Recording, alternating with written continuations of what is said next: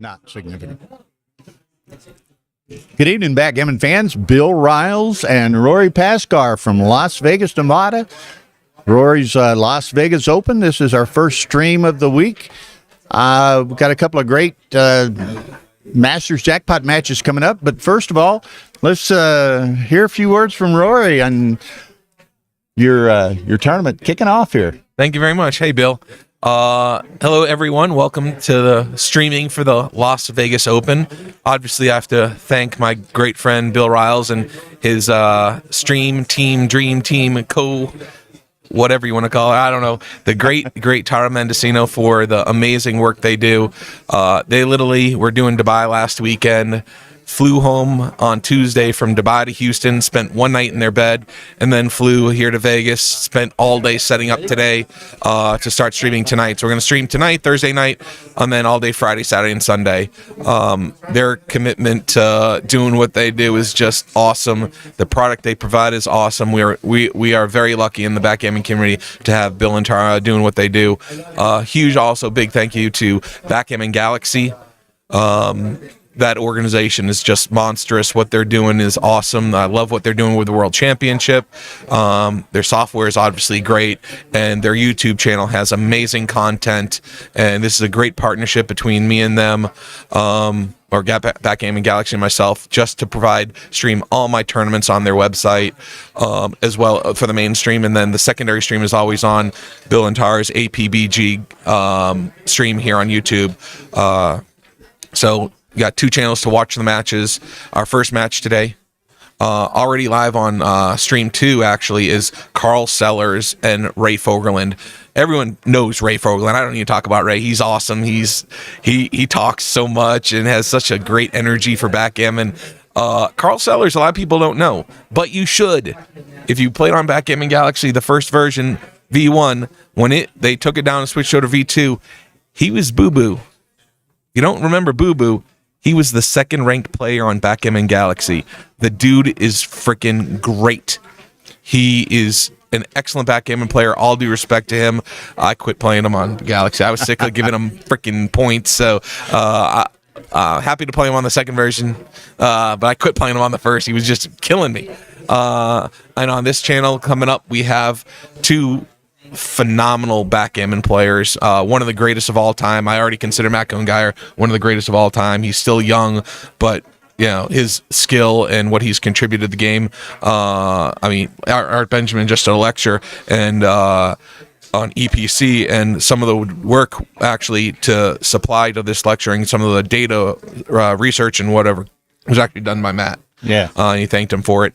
And obviously the legend that is Steve Sachs, winner of the first Giants of Backgammon Invitational back in 2011, defeating the great Falafel. God rest his soul. And so, awesome pairing. Mention Steve Sachs. It's great pairing. And of course, mention your FM Gammon. Yeah, thank you. No slouch there, no slight meant there. FM Gammon, you see their logo on the board, you see it on the stream everywhere, you see it on my banners. They have been so gracious to provide these fantastic boards for the stream. One board will go to the winner of the Open Division, board will go to the winner of the Intermediate Division. Fuad Erdag, the head of the FM, and Ali, I apologize, I can't remember his last name. They're so committed to providing greatness to backgammon and products and tournaments. Thank you so much to them for all they're doing. I really appreciate it. Thank you, guys. I'm going to turn this thing over to Mr. Bill Riles. Oops. I've been called worse. Actually, his birthday was just a couple days ago. Oh, so maybe really? That's why he was on the brand. I saw my friend Facebook told me it was Bill Davis' birthday a couple days. Happy birthday, Bill, if you're out there watching. Enjoy the match. Thank you very much to Galaxy once again. Bill, take it over, brother. Appreciate you. Okay. Thank you, Rory, very much. Okay, Backgammon fans. So, as Rory stated there, we've got a just classic match coming up here momentarily. Steve Sachs versus Matt Geyer. And it gets no better than that, friends. I'm telling you. This should be entertaining. And, I'm going to try to kind of offer the play-by-play, give my perspective on a lot of things, but obviously I can't carry, I can't carry Steve and Matt's luggage. So let's see how it goes. As Roy mentioned, and Dimitri, and several of them are saying it, of course, 54 hours ago or so, I was in the desert of Dubai, the desert experience with the Dubai tournament. And then Tuesday, Tara and I took a 16-hour nonstop flight from Dubai to Houston.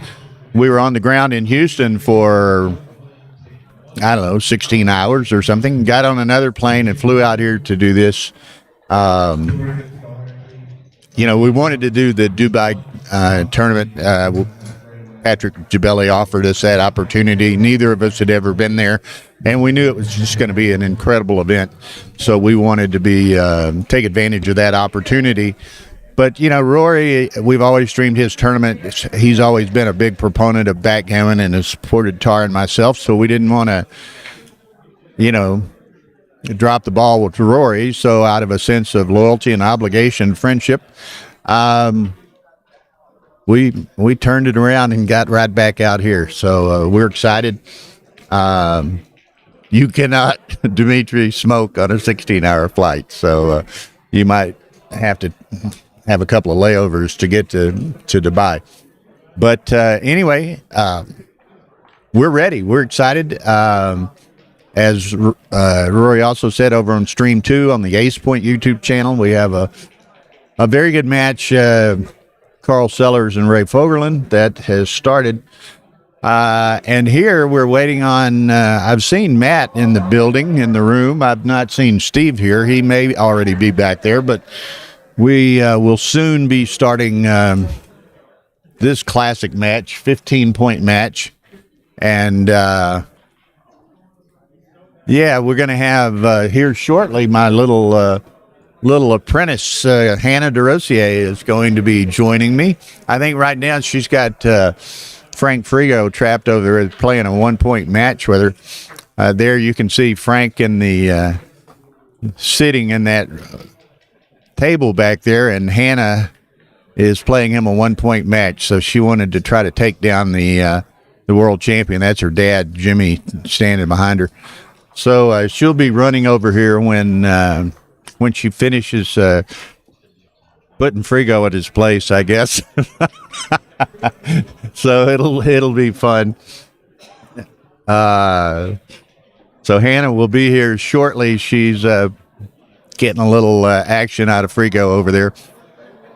That's like, and I'll tell everyone kind of a little anecdotal story. I just thought it was the funniest thing ever. Of course, we streamed the Dubai final Sunday night from the top of the Burj Khalifa, the tallest building in the world.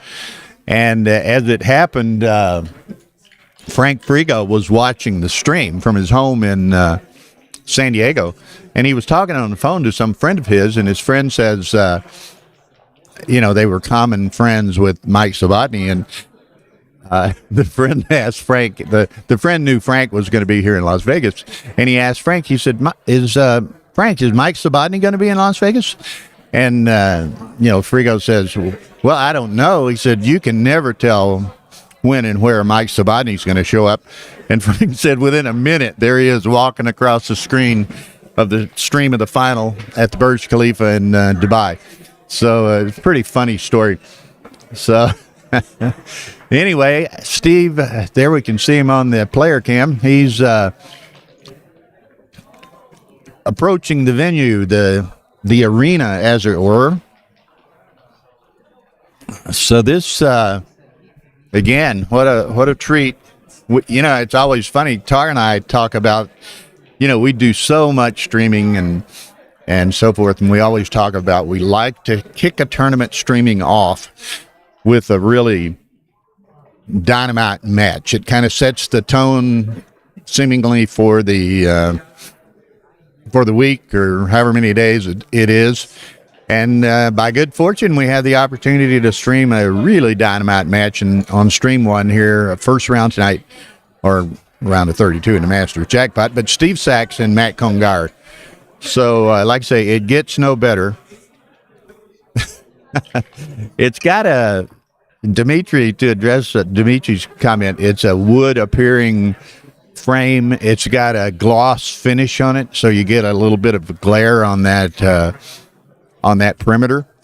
And so anyway, it's not ideal in that regard. It's a beautiful board. Why don't you sit on this side, Hannah? Tara's got the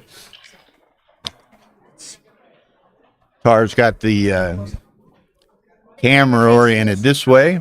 Now, tell us all, everyone wants to know, did you put Frigo in his place? I did. You did? I beat Frank.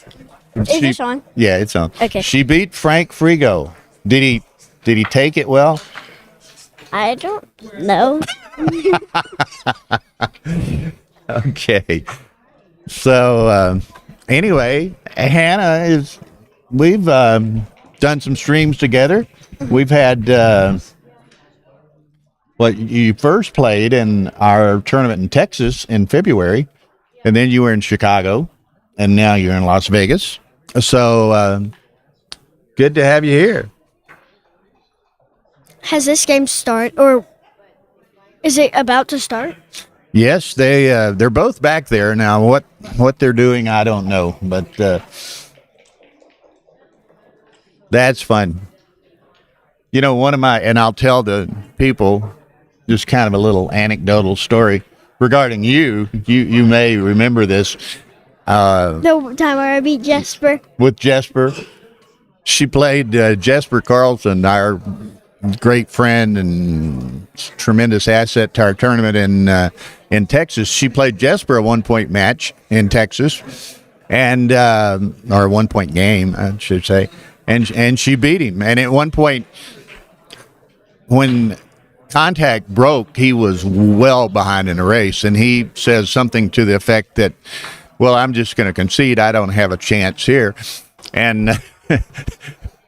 In all her 10-year-old innocence at the time, Hannah says, "Well, you never had a chance from the start." And Jesper was just roaring. So great story, great fun.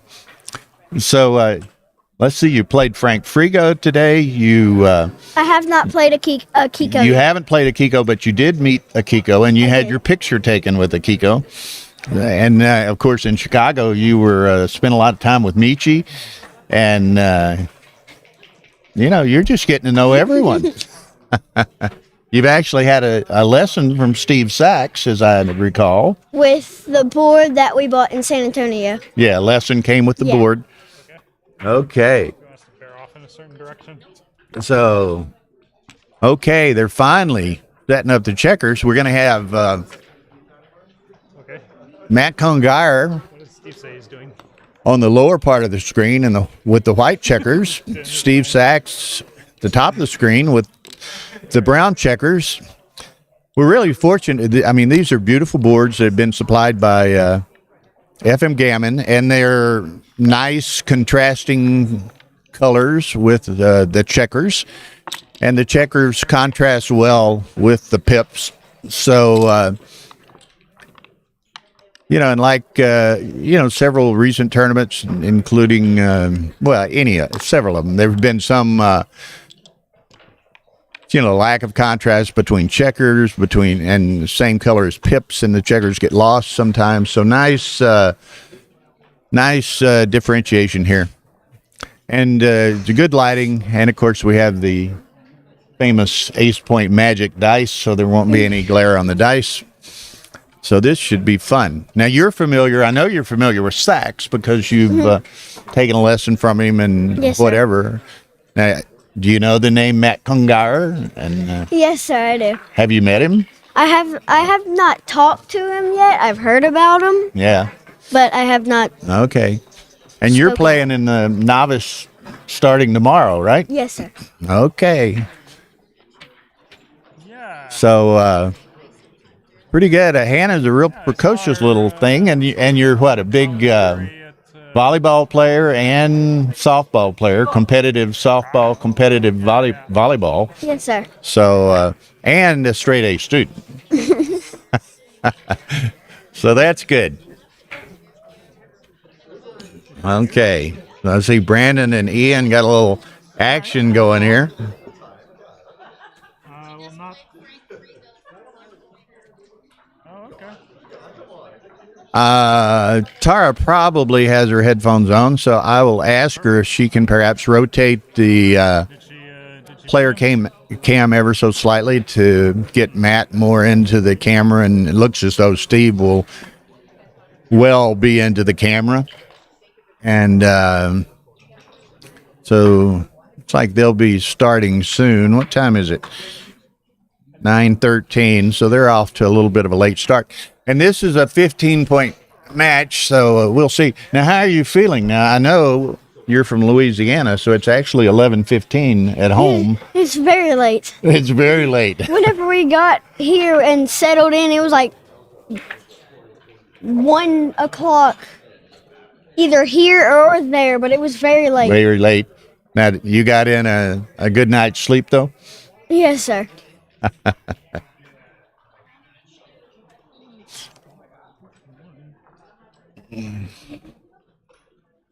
So, and it's funny, and I'll compliment you because I know you're from Louisiana, you're from the South. I grew up in the South, and it's just kind of it's how we're brought up. It's how we're taught. Let's like our jeans. Well, more learned, but like, in this little bit of conversation here, you've always said, you're saying yes, sir, and no, sir, to me, and so forth. And I'm sure you do that to everyone and ladies. And I was brought up the same way. And, now I'm 71 years old, and I'll still in a store or a restaurant or wherever, I'll say yes, ma'am, no, ma'am, yes, sir, no, sir. It's just part of our culture. It's, to show respect and courtesy to people. And so I applaud you for lessons well learned from mom and dad, I'm sure. Okay. Bud Backgammon from Chile is watching us. So, okay. So there's Sax. And again, maybe Tara will have her headphones on here in a minute, but if we can, get that player cam rotated ever so slightly. And right behind us. huh? She's right behind us. Oh, 15. All right, so fun. Good match. she doesn't have her headphones on. She's right behind us. Like a 2.5. I'm gonna play a 3.9. So As long as anyway, maybe she'll get them. She hadn't heard us yet. So here we go. Nice 15-point match. So this will be a real good test of backgammon.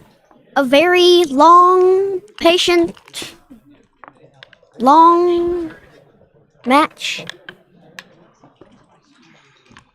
They were wanting the viewers were wanting you to rotate the player cam ever so slightly to get Matt more into the cam if possible. Okay. Thank you.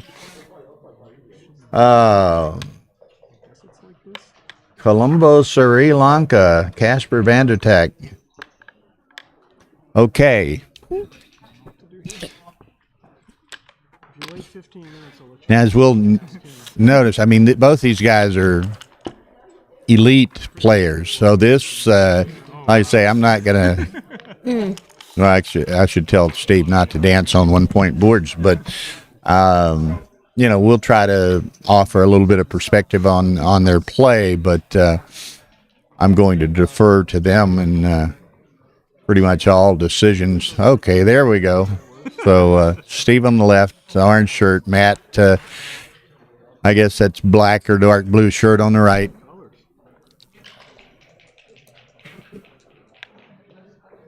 Matt was always... and he's getting close to 40 now, but many people have called him Junior for a long time. Falafel, rest his soul, called Matt Genius. So we shall see.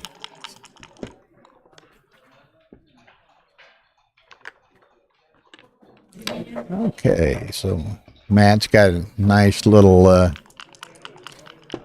3 prime started there due to Steve dancing once and now twice with double sixes. Look out. Had to get in a lookout for Philippe Salnave today, but he always tells me he likes it when I say that. Those are not lucky double sixes. Double sixes, it's a good roll whenever it's a good roll, but it's a bad roll when it's a bad roll. That's right. It's kind of a all or nothing type roll. Yeah, it's either a very, very good roll or a very, very bad. Yeah, particularly with that 1 point board, and it was 1 point board the first time, 2 point board the second time when he rolled double six. Okay, so nice. Just everything going Matt's way early on. Now the question is when is it good enough for him to send the cube? 16 cube. And personally, I think it's here, but let's see what Matt thinks. Oh yeah, thank you very much, Tara. 0.71. It's like 0.03. Oh yeah, and of course, as several people are reminding us, there was always the Matt and Falafel, in appearance and everything else, were about as disparate as two people can be. And they had a famous bet. These guys, Matt, this was 10 years ago. Matt, probably, there's the cube that I thought might be coming, and Steve's had time to be thinking about it as well. Out comes the camera. Steve takes pictures all the time, despite this being streamed. He takes it. But Matt at the time weighed about 135 pounds. He was a little scrawny guy. And Falafel weighed like 300 pounds. He was a huge guy. Well, somebody offered him a bet for a very significant amount of money. That was, yeah, somebody else. I'm not going to mention amounts, but a very significant amount of money. Bet them that within a year, their weights couldn't cross, so that Matt weighed more than Falafel. And in 6 months, Matt and Falafel won the bet. It crossed at like 178. Falafel lost 120-something pounds, got to 177 or so, and Matt gained 40 pounds, got to 178, and they won the bet. So one of the great anecdotal stories of backgammon. No, it'd take Hannah to, I don't know that she's got 178 in her, She probably couldn't even cross weight with MCG now. Okay, so Steve snapped up that cube. Of course, he had, Matt pondered it for, a bit of time, which gave Steve the time to ponder it on Matt's clock. So Steve snapped it up. I did not, Tara reminds me, and Hannah had told us earlier, and it's some kind of, and I don't think it's specifically for her, although we can tease her about it, that it's National Hannah Day in the United States. So how appropriate that we have Hannah joining us here. Okay, so Steve looking for an anchor just to kind of withstand this early onslaught. He hits. He hit. If he just No, wait, are you rooting for someone? I don't know. I like whenever people hit. So I like whenever people hit each other. yeah, It's very it makes interesting. it a little bit more action. Well, look at this roll. It gets a double five to come in, hit a checker, and make that outfield point, right? So big roll. I mean, a nice roll by Steve to hit with the ace, but then Matt gets the joker coming back with the double fives. Now he can do this and make the 5 prime in front of Steve's 2 back checkers, and Steve's still, and Matt's gonna do it this way, bring it around. He's looking at all of his options and permutations here. And if Steve's still going to be looking for an ace, another ace to get that anchor, or, well, actually he doesn't need the ace. He needs to come in with a 2 or a 3, preferably a 3 from his perspective, to get the anchor, because Matt has just got everything going his way right now, and he got a 2 cube in that Steve took, and So here we go. If he gets double sixes, I'm gonna laugh. If it's his third one, how about double threes? That plays That's a lot better then doesn't it? double sixes, yes. So now, Tara, did you hear that Hannah beat Frank Frigo over there a while ago and put him in his place? I think. So anyway, Steve, he has his anchor now. Ace deuce. He's going to put the spare on the anchor so that it increases his timing potential somewhat. He gets into trouble in that regard. Okay. Matt's playing to safely at the moment. Steve's going to be trying to build a board. Makes a 4-point, plays to the 6 with a spare. So now he wants Matt to roll large. Matt would just as soon take his time, but he does make the 9-point, giving him a broken 6 prime. 5-2, not Steve's best. That's a 4-2. Huh? That's a 4-2. 4-2. I'm sorry, you're right.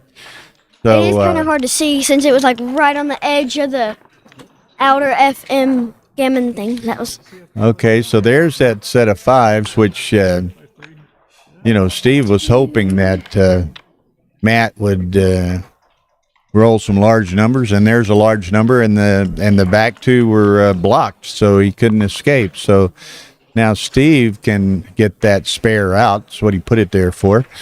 So now he's got, particularly if he doesn't get a hit here, and he doesn't, so he's got some fair containment structure. I don't like that, but I like that compared to other plays because I don't want Would you like the stack, or do you like slotting on the bar there? Originally he put it on the 4, which was... I think I like stacking because you already have people 2 checkers in the back, but you are on his 5-point, so that makes it better.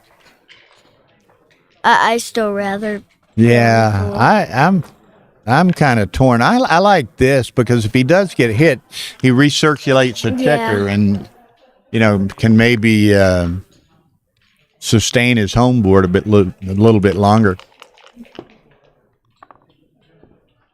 That was the number I was curious about. 4-1 and 4-2. Okay, now as Rory mentioned early on, we're streaming this on the Backgammon Galaxy YouTube channel, and we certainly appreciate their letting it be used. And we would ask you to smash that like button, as Mark Olson is prone to say, and that helps everyone in Backgammon, not only Backgammon Galaxy, but Backgammon in general, with search engines and so forth. Views and likes and things of that nature, subscriptions, all drive the search engines. So.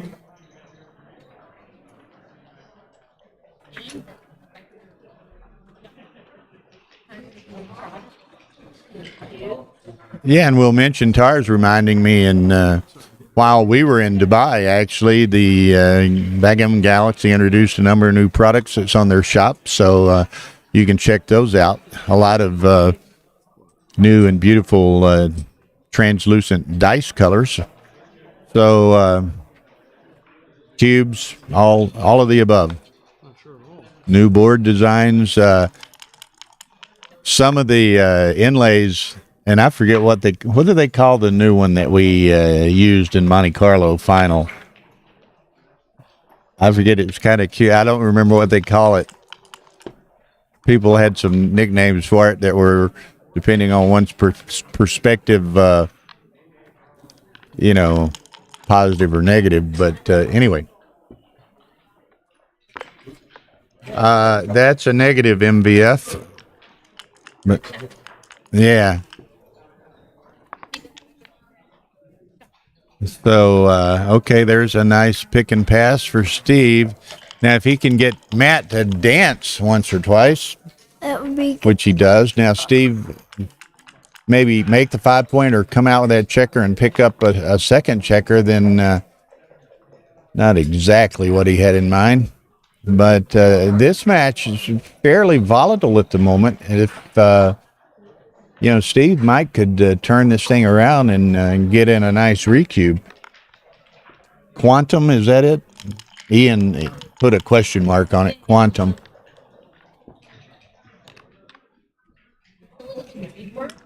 I think it is the quantum board. So quantum is the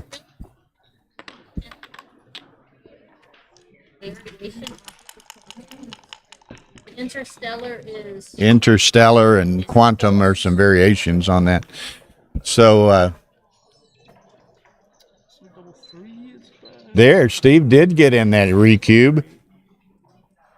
One of the Got to make the 5 point or the 4 point and put Matt back in the air.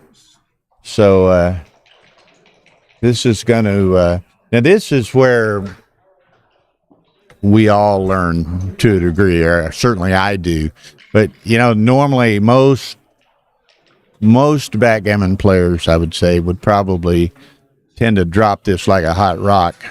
Matt does drop it, but he certainly put in the consideration to, had he had another blocking point on these two back checkers, he might have taken it, despite the fact that he was in the air against a 5 point board. But Not my problem. I'm not going to think about it. You know that if you look all down the corner from the player cam, that's actually way yeah, if you can see with the player cam where you see Matt and Steve at the very far corner down there, and I don't think I could stand up and wave and you see me, but in the very far corner of the room from that perspective is where we are with the commentary and the big screen TVs. So, well, we don't have a private room here to do commentary from. Yeah, they don't have abilities, air walls to divide this large space. So we separated them as far as we could. We're about 120, 130 feet between. The room's 140 foot long. So we're 120, 130 foot away from the match. So, and we don't have the no speakers here at the commentary table. So, we didn't want to chance the players hearing anything. Not that I could say anything that would Is that a that would be of any use to Steve or Yeah, that's like right on the edge. Me and my dad had one of these earlier whenever we were playing. It was half on. that one they half off. might need Rory on. I don't know what they're going to decide. I can. Oh, It's gonna go get Rory. Rory, really? Okay, so they're going to have Rory take a look at that. But I don't know. I if I had like a side angle. yeah, you can tell better. Yeah. I think he's probably going to rule it cocked because I think it's partially supported by the vertical surface of the side. He's gonna say, this is nothing. You can't figure this out. Looks cocked to me. When I slide this, I believe it's going to fall. I think it's going to be I ruled think it's cocked. gonna. Yeah. But we'll see. Yeah. And, That's what I was going to do.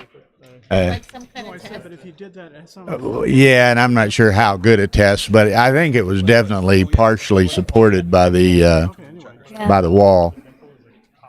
No. Then it's on the checker. It's only if it's being supported by a vertical force. Which is It was bearing against the vertical surface. Dimitri kind of ever so slightly being supported. tilted into the vertical surface. So anyway, it has, and I guess they're still discussing it a little bit, but it has been ruled a cock die. cock/dance. And there he dances. Look at that. Whoa, what is that? I don't imagine Steve's going to be too sympathetic to Matt Yeah, I don't dancing on a think so. 4-6 because Steve danced in the first game twice with double sixes. So, Future Hall of Famer and 25 yeah, best to worst, Ian says. The best number to worst number. So, Steve counting the pips. Does he have it? he's leading 2-0. Only 8 in the zone, but he can put a second checker up. He's likely to put a second checker up. He's going to send it. It'd be interesting. I think it's an easy take, but it may well have been a double. Alex and I think with Dimitri and some of them are inputting some of these positions, so it'd be interesting to see what that was. Now Matt does not want to dance. He rolls a 4-6 again. This could get painful in a hurry. I don't think it was a double because you still have those two back on the 24, and they're not split. That's Yeah, the word. and he didn't have, like you said, he effectively too. He only had 8 in the zone. Yeah, He didn't. Normally you're looking for 10 plus in the zone, but another factor.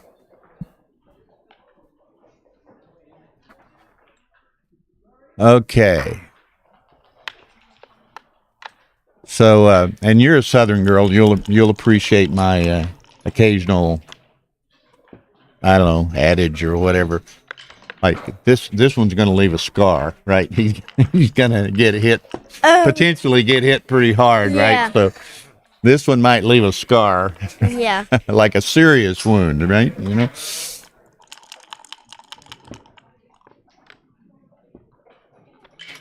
Alex said that was a double take, which, as we, it's the way it was played and the way we thought it was probably accurate. So, okay, 4-3 at least. And I started to say junior. I'll try to stay with Matt or MCG. He got his anchor over there, so this game's going to go on for a while.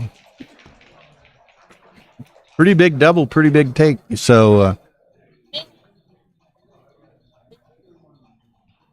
Oh, yeah, and Ian noted this earlier today, and Tara suggests that I comment. There has been a Bill Phipps sighting in Las Vegas. What's that? Bill Phipps, a very good player, but he hasn't played Oh, it's a person. in several years. So, but he is here playing today, this weekend. And in fact, it's going to be interesting. He told me, and he's not sure he wants to do it this week. Maybe he will, maybe he won't. But he wants to try his hand at commentary a little bit. And I told him, when he's free, and he's playing tonight, and he'll be playing obviously a lot tomorrow. When you're free and there's a chair open, come over and give it a whirl. So you might well hear the perspectives and insights of Bill Phipps sometime this weekend, and that would be a treat. I thought it was an animal you were talking about. Oh, really? It's an animal. I'm like, Well, some people might think of him as an animal. I mean, but the A Phipps- Bill Phipps sighting. It's kind of like yeah, like sighting the Phipps. Yeah. a red bird or something. Or something. The bill didn't give it away. It's the Phipps that gave it away. It sounds like a type of bird. That's funny.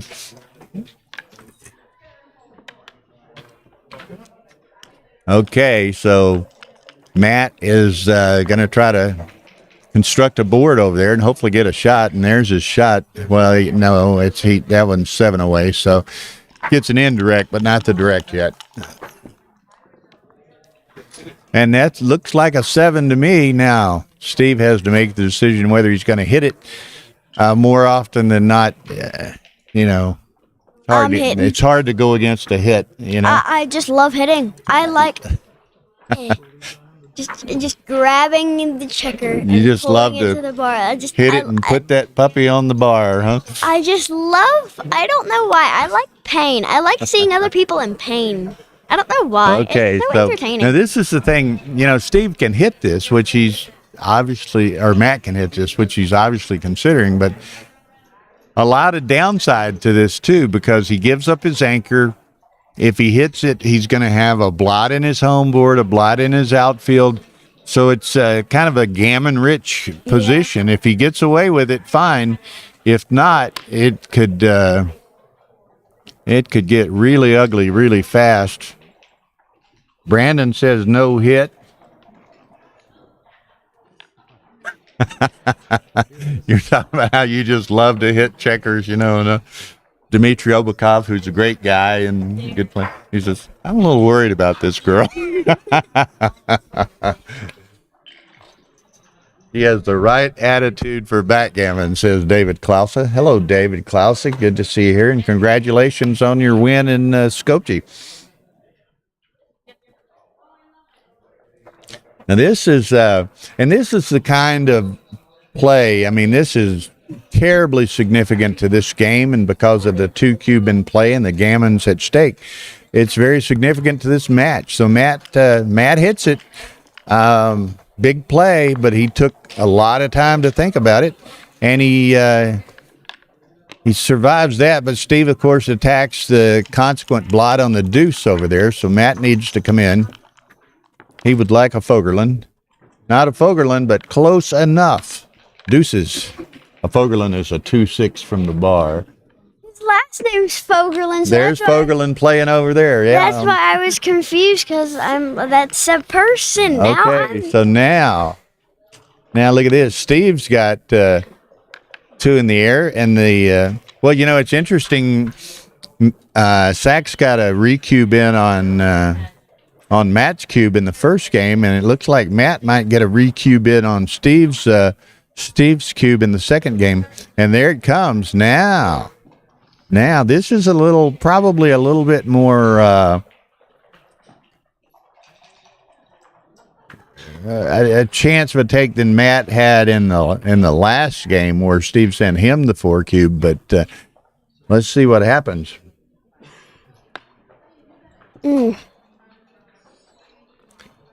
So Steve was pretty confident here because he sent this cube before he took the picture.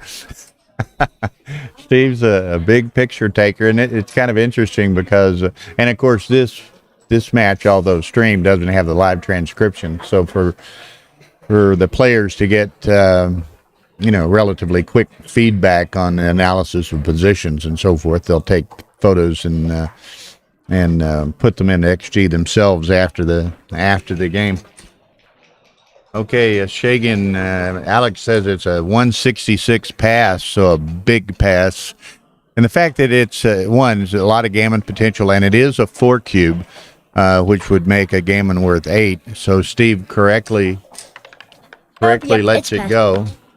Now over on stream 2, just to update you, Ray Fogerland leads Carl Sellers 5-2. Now, I'm not familiar with Sellers, but Rory was telling us earlier that, in the original Backgammon Galaxy version 1, at some point, I'm not sure exactly when, but Sellers went by the name of Boo Boo and was the number 2 ranked player on Backgammon Galaxy for a while. And Rory says he's just an incredibly superb player. So he and Ray Fogerland are on stream 2 right now. Okay, so here we are, 2-2. So we're playing a 13-point match now, right? It's 2-2. It's now the only first one to get 13 points from here. Now it's not as long, so that makes me more entertained. Yeah, so he gets, Steve's got a checker out, and Matt has advanced anchor. So some progress to both. Oh, did we forget about this? Yeah, I got to remember this. Thank you for reminding me, Hannah, and I'll try to utilize it next time they really putting some consideration into a position. So I'll put it in my hand. I'll remember it. So thank you. We've got some new toys to play with here on the stream. We should demonstrate with the double ones. Oh, well, that's a lot to... Yeah, that was almost forced. None of the other checkers would play. Okay, so nope, I'm not. Matt's going to make the anchor. He'll give up the blot with a forward anchor of his own. He'll leave the blot. If Steve wants to hit it by breaking the 18, he can do so, but he doesn't want to. Matt rolls a 2-1. So what's he going to do? Slot the 5? Probably could make the 8, but he's making the 8.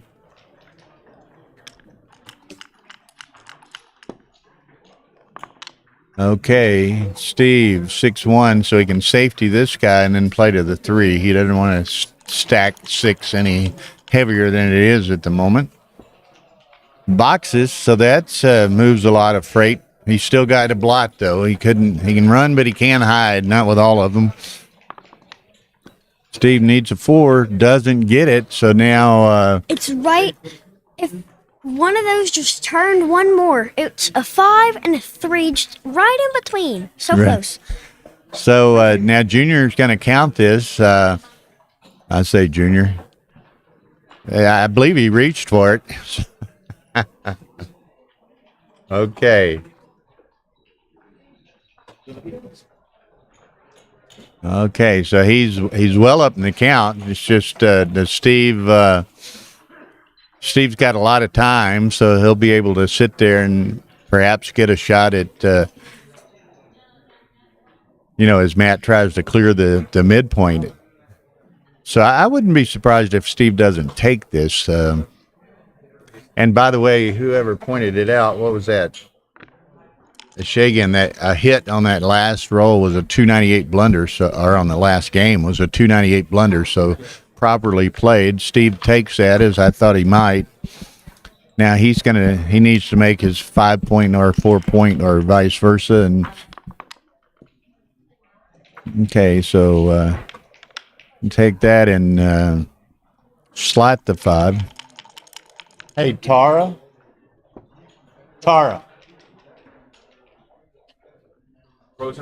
I just want, is the autofocus off? It went in and out a couple of times on here. But I couldn't like turn the autofocus off. Either way. Was it? I know you can just keep it on in those links. Okay. But I can go ahead and turn it off. Up to you.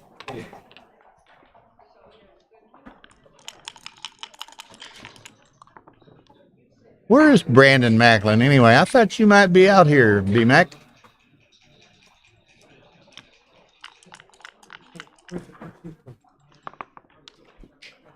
Okay, nice set of 4s, which is kind of interesting. It's moving a lot of freight, but Steve's too far behind to flee from the 18, I think. He's going to count this, but I think he's down far enough to count. He's just going to have to stay back there on the 18 and still yet hope for that shot.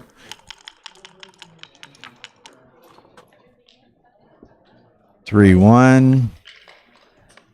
Steve or Matt saving a 6 with that spare on the 8 for a few minutes. He wants Steve to roll big. Steve doesn't. Well, mediocre big. But so who's going to blink first? Whoa. Look out. She was turning off the autofocus and must have done something else there for a second. I'd noticed a couple of times there it had kind of focused in and out when one of the other players reached across the board. Yeah. Yeah, so And it's been doing that with our camera too. It's been going meow, meow. we normally turn the autofocus off.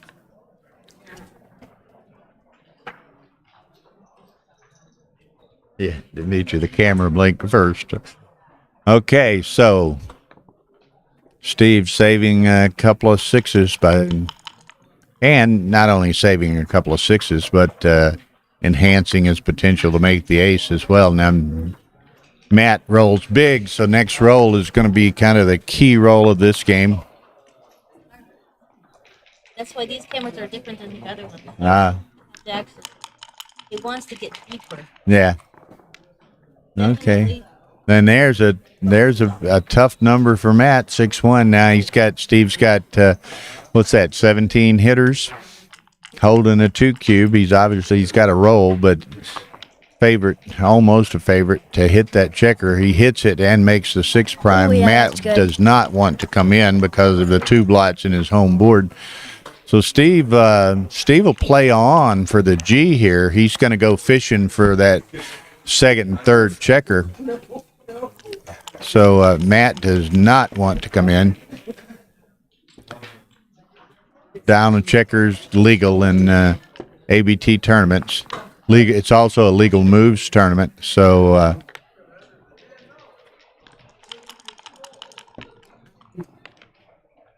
Okay, not what Matt wanted, so he's going to lift the one blight. Steve's going to try to get the second checker here.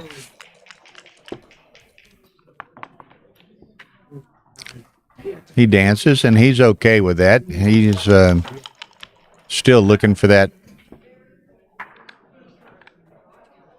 Uh-oh, is Mama calling you to bed? I was asking what time it was. I'm very tired. Oh, it's, what time is it? I woke up. 11:47 here. I feel. Or 9:47, 11:47 in Louisiana. Oh, so it is late. Yeah. Well, For me, it we is. love you being here, but if you go to bed when you need to go to bed, okay? You need to be rested and fresh tomorrow. You got to play But it tomorrow. does start at 8, so I really do need to keep my sleep up to track. It starts at 8. Could you summarize the Anna's playing the novice? How many novice players do we have? I haven't heard. 11. Last time I heard, I think it's 11. Wow. She heard 11 players in the novice, so that'll be fun. So are you guys playing a round robin? It's the Swiss format. Okay, wonderful. That's good. You've I got just don't know what point you've got it all down, huh? Matt needs a 6. Matt gets a 6, and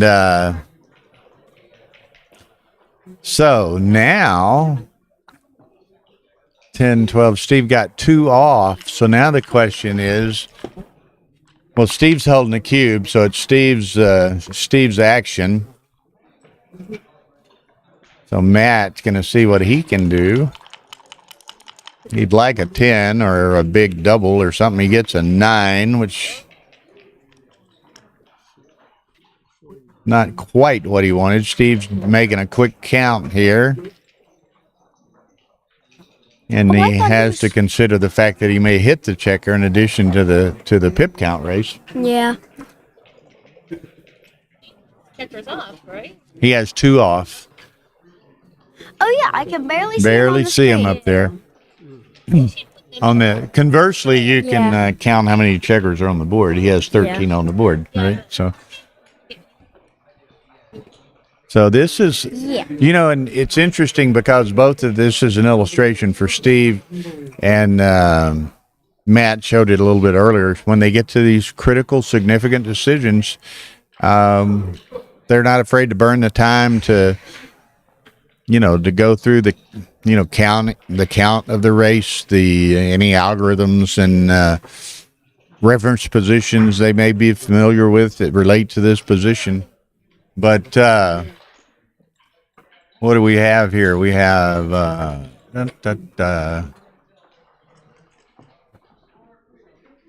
well, I need to, let me do this. I need to go to the box. Uh-oh, Tara.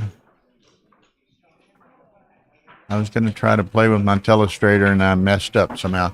Tara's got to straighten me up.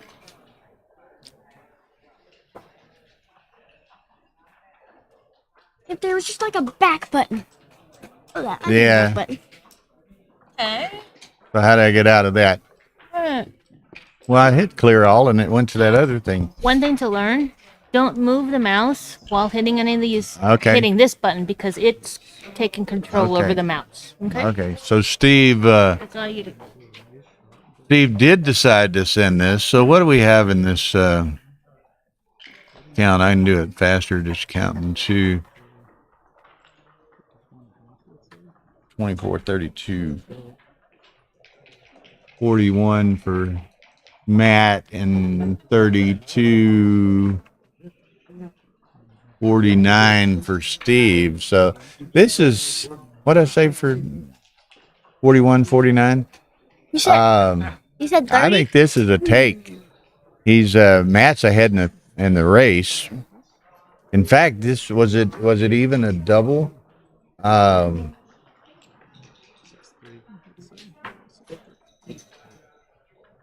So interesting. That's interesting. Whoever's putting that in, yeah, it's a big difference in the pip count. That's more than that, Gary. It's what, 24, 32, 41, 49. but still very significant. So I'm a little bit surprised that Steve sent that. Matt takes it up.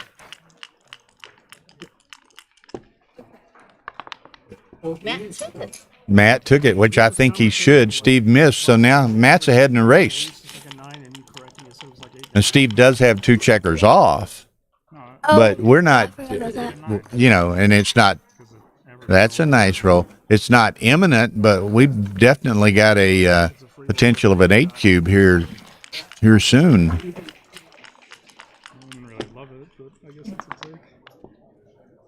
Well, forget that.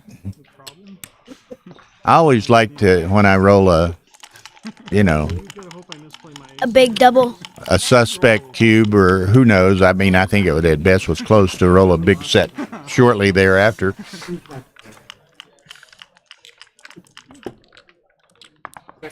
Gaz Owen is in the house. Hey, Gaz, what's happening?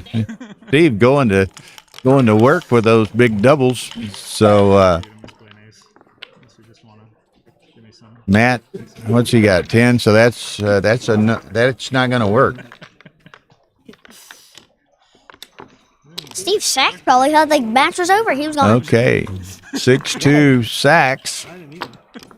Over on stream 2, glancing over there real quick. I've got a TV on to my side here. Ray Fogerlin is leading Carl Sellers 6-4. So another good match going on over there on the Ace Point Backgammon YouTube channel. Yeah, that's what I thought. One guy put it in borderline no redouble on by Steve. So I thought it had to be close, and I wasn't at all surprised that Matt took it. And then of course Steve rolls a couple of big sets and cashed on his 4 cube turn. Okay. What time is it? Let's see, 9:18. Early in the what's that? 6 hours, 8 hours, 17, 6 a.m. in the UK. Gaz Owen has joined us. So good to see Gaz.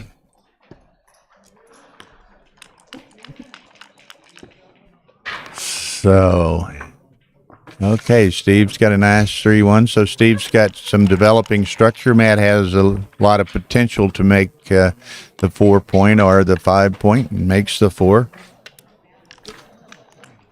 But Matt has the advantage of having extricated one of his checkers. Now I guess Steve, what does he do? Make the 8, or does he want to split the back? He's just going to make the 8. Now Matt still with a lot of ammo working on that 5-point, and make the bar with that. I'm yawning too much. I think I might call it a night. Okay, kiddo. Well, you go get some sleep so you can play well tomorrow, okay?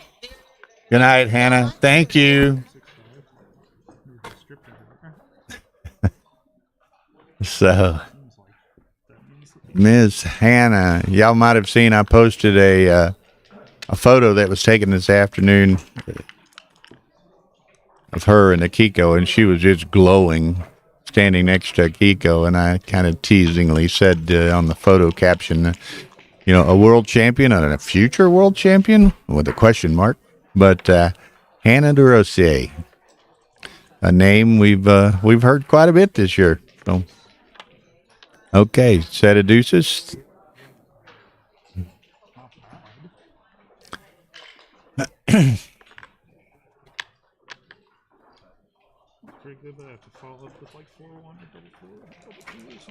Now, either of these is probably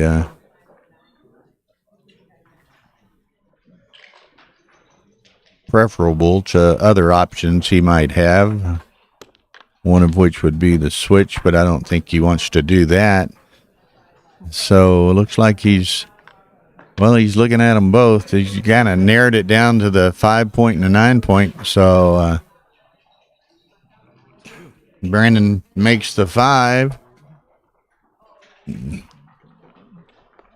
It's like Matt's torn here. He's spending a lot of time. But again, these guys can play fast if they need to. They play relatively, with fair pace,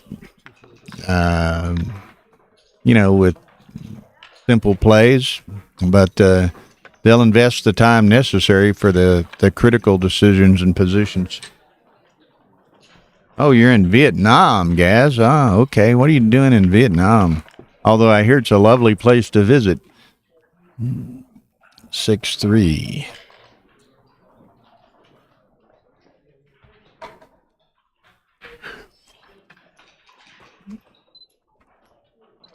It's going to be interesting here. Sachs can run. He's wanting to be sure to contain that checkered match if Matt were to escape with a 6.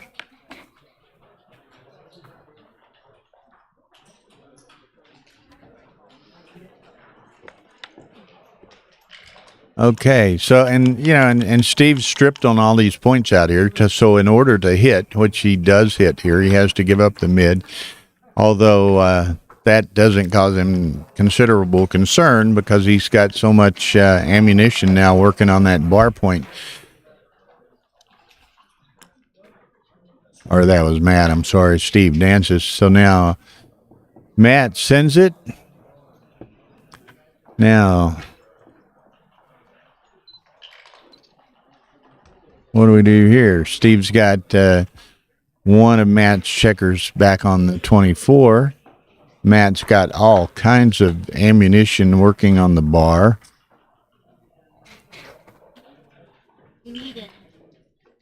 No. Or maybe one of those chocolate drinks you can get at Starbucks if they're open. If not, a Coke or something. Okay, thank you. Okay.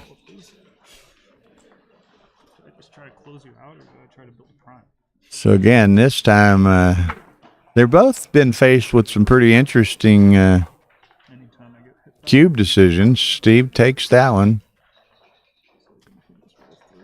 This, again, Matt doesn't want to chance Steve getting away, just as Steve doesn't want to chance Matt getting away. But for the moment, Steve's in the air and needs an anchor.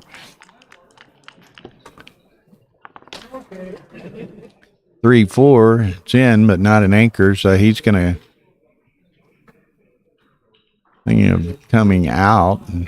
He gets hit, he has a chance to reestablish an anchor.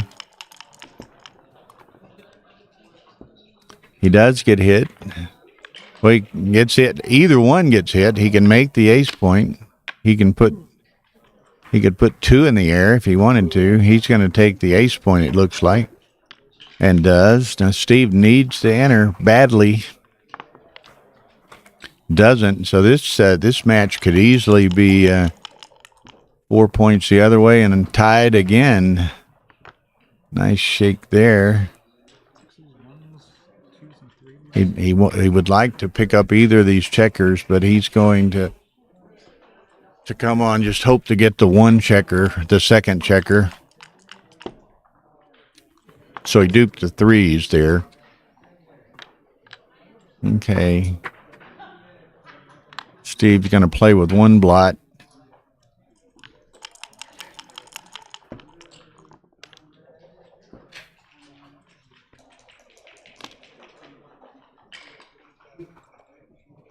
Okay, Steve would like to get out of town. He's probably behind in the race, but he's also, very vulnerable to all of this coming down.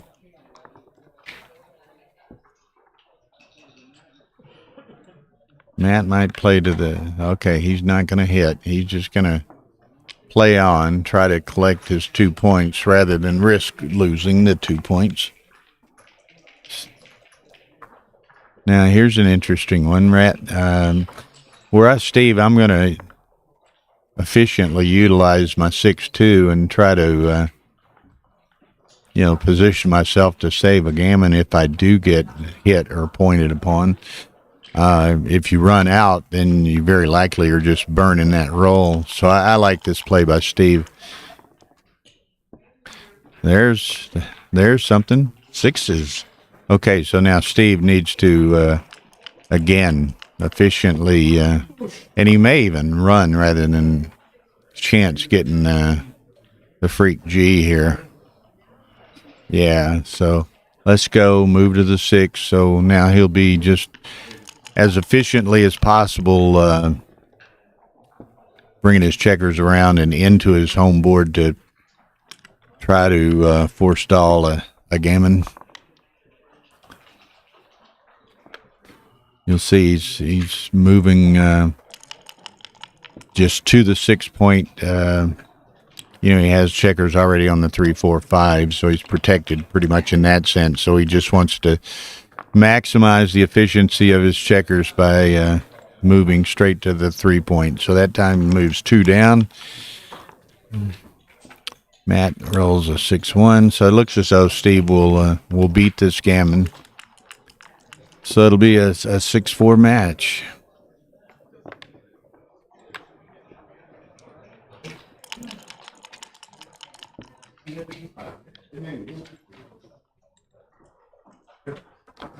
Okay, this is going to be a pretty straightforward bear in, bear off. Glancing over, Ray just picked up 4 points. I didn't see the occurrence, but Ray leads Carl Sellers 10-4 right now.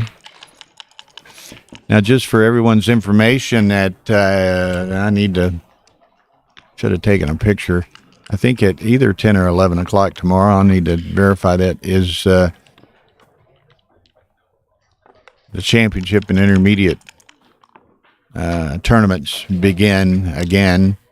There was a first round pairings and rebuys today, so the number of winners, if we will, advancing into the next round has been determined, and the number of those starting initially in the consolation tomorrow has been determined. So that play starts early on. Let me see if I can get that time real quick for us so I can advise everyone correctly. Okay, brochure schedule.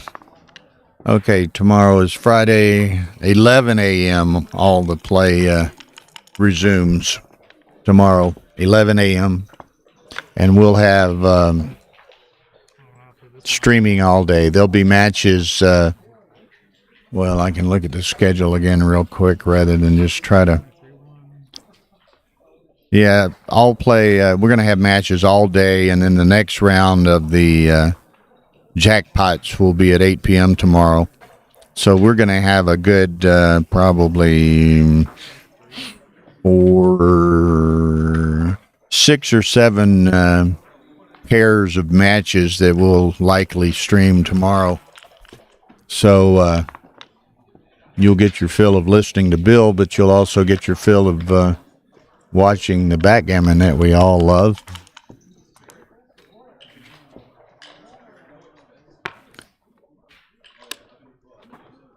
And of course, there's a fairly good field here. We'll have a lot of good players to choose from, and likely a number of good pairings that will make for some very entertaining, illustrative, and instructive matches.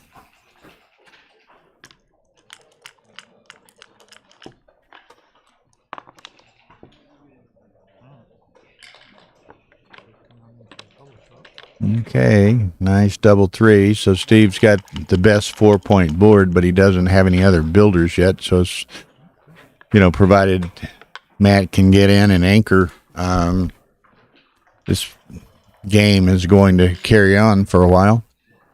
There's Steve. Despite the fact that he doesn't have any more in his own, and he's leading 6-4. Wow. First, I got to think Matt's taking this, and he snaps it up like a hot rock.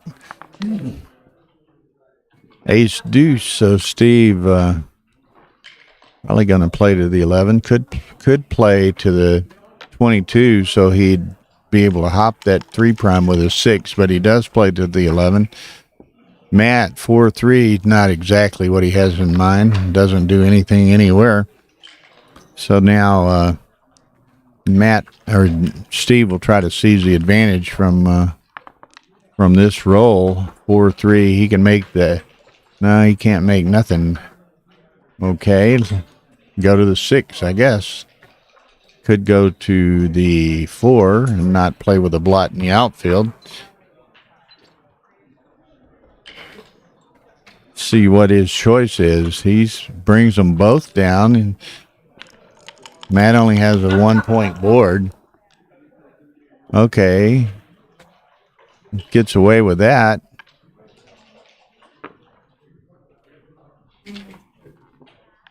Well, Matt's got a conundrum. Has a Dalai Lama. So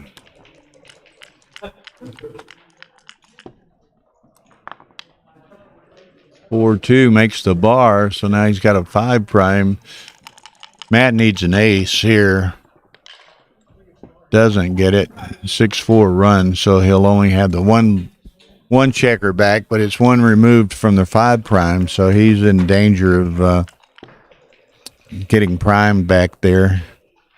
4-3 hits one, so there's another one going back. Gives Matt another opportunity for an anchor. Also gives him a chance to dance and Steve to attack those 2 checkers. But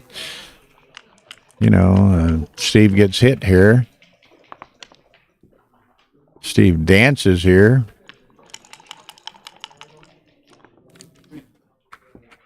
Nice 4-5 makes a 3. It's kind of funny. This is another one of those games, second time in the last 3 games or so, that's just as we see in backgammon all the time, pretty wild swing in just a couple of roll span.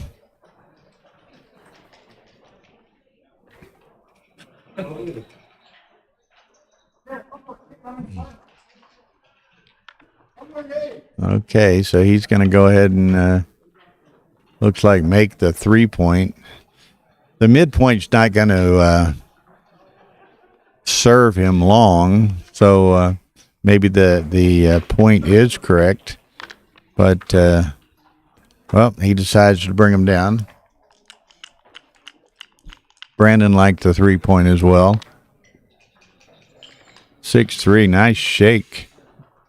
So Matt needs an anchor, gets an anchor. Now he'll play out. Just he's going to be buying time now. He hopes, and hopes Steve. He gets it again, but Matt's content with that as long as he doesn't have to, make a board and then bust his board. 4-1, there's the 6 prime. So Matt, for the moment, would be just as content to stay in the air. Let Steve bring them all around. Of course, if Matt could, if he could come in, he could bring those 4 checkers in his outfield, perhaps into his home board, and minimize the chances of getting gammoned. But for the moment, he's riding the pines, as it were, and which isn't the end of the world. Steve's having to bring them all around.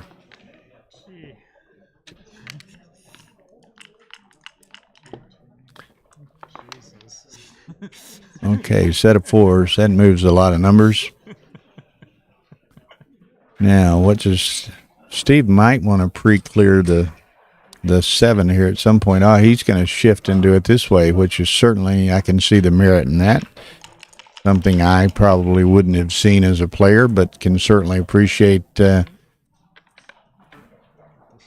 Steve seeing that and executing that.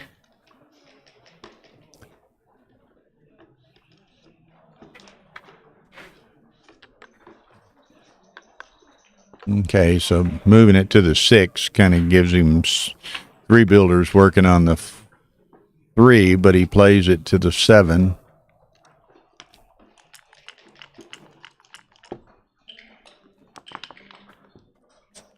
Another set of 4s. That's 2 in a row. So moving a lot of freight quickly here. It's good news and bad news. 2 sets of aces for Matt. So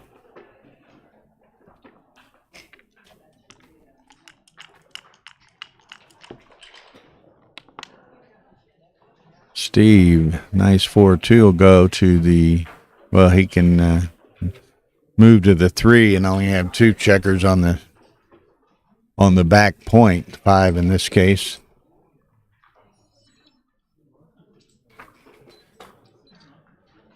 Maybe y'all recognize that young woman standing just behind Steve, 2-time world champion Akiko Yazawa.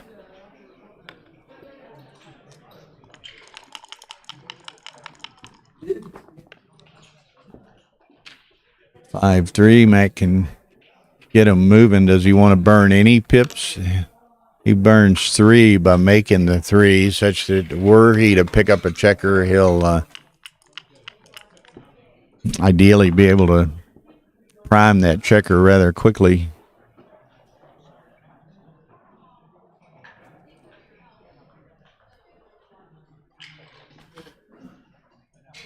Five one, so the 5's obvious.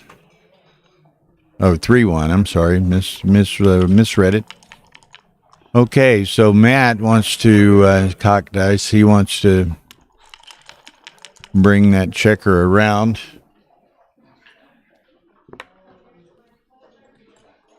Five. A nice roll, really, to probably preclude him from getting gammoned here if he doesn't get a shot.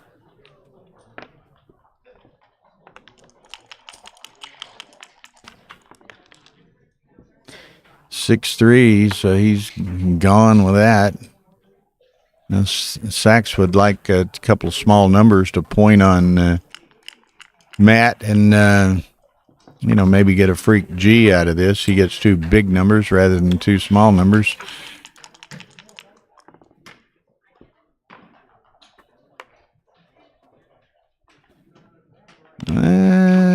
About 6-4. Okay. I don't think that hurts him much, but set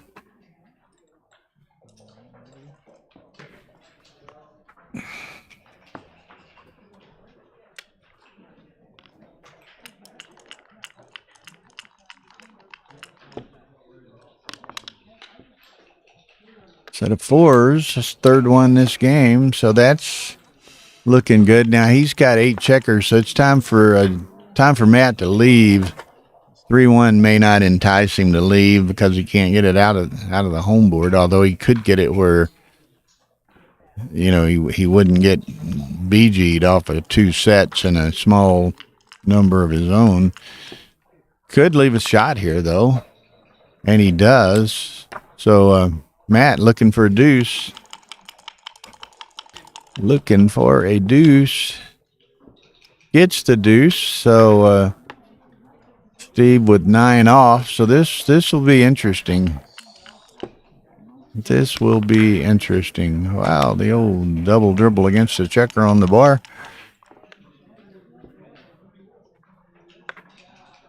Go ahead and slot the ace, I guess.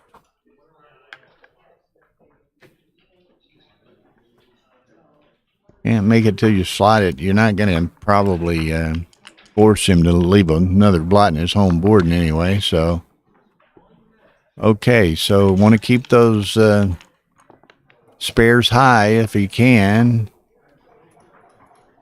You take one off, you play the 3. I think here you just got to rip checkers as best you can. Okay.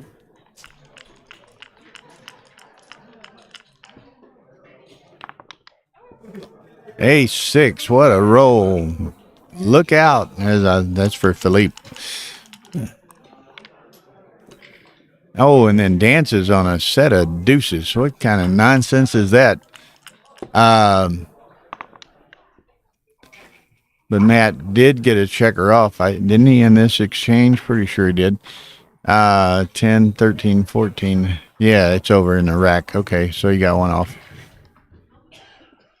Oh, we've got a die on the ground, and there is a live Bill Phipps sighting in the player cam there. So Phipps is in the room. Great player. Haven't seen much of him in a while, but just superb player. There, look at these guys. Man, usually you see the finalists in tournaments rolling like this, and you know that, jokers like this is how they got to that final table. But they're trading some nice rolls there. I think Phipps is reminding them of that. They're all having a good time. This is, sportsmanship and good gamesmanship at its best. So it's kind of neat. Phipps and Steve and Matt and Akiko are all good friends, and they're having a good time.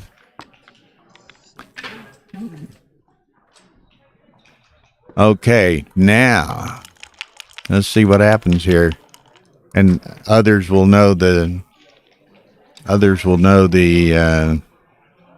reference positions to better than I. But let's see how many does Junior, or Matt as I call him, have to get off before he can consider reshipping here. You got to get off more than he's got right now. But a nice non-destructive roll on the next roll might bring it more into play.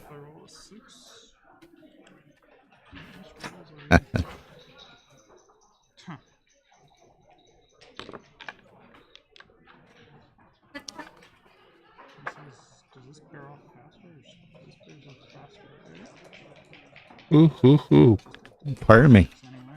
Glancing over at the other board, 10-6 Ray Fogerlund over Carl Sellers. So Sellers has picked up a couple of single games, and now he's getting a cube in on Ray on the next game. Ray snaps it up. So let's see what happens. Dimitri wants to take one off. Okay. Okay, Steve, I think he likes to shake until he hears the right number in the cup, he thinks. So sometimes that can be prolonged. Nice 4-3 from Matt. Now he has 11 off. Steve's got 4. It's going to be interesting. Does Steve dance here? What happens? Nope. So Matt's got to roll.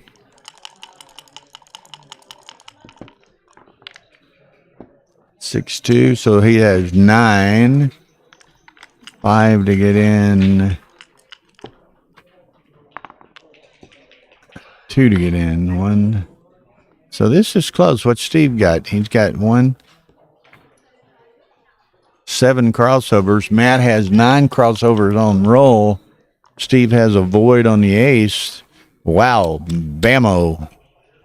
Reship time coming if Steve doesn't perform right here. That's some performance, but not enough. So 6 all.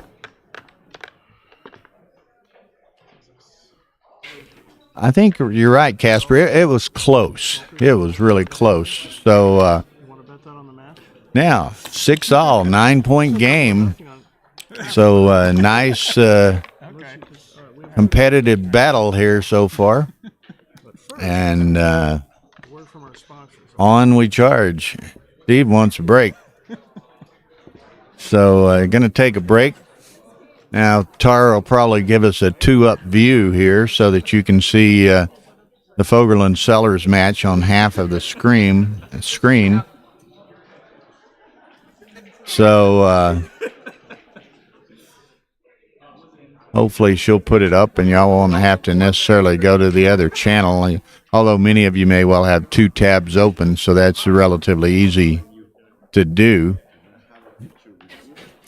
We like these, the player cam being where it is. You can kind of have an appreciation for the room, and the commentator camera as it is, you can see a fair amount of the room behind me and see some of the people you may know walking by on occasion. I see Julius walking by over there, and so anyway, it gets interesting.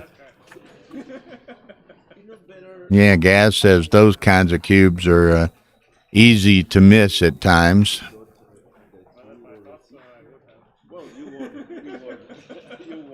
Okay, 2-6 from the bar. Ray just rolls, but it wasn't hitting. So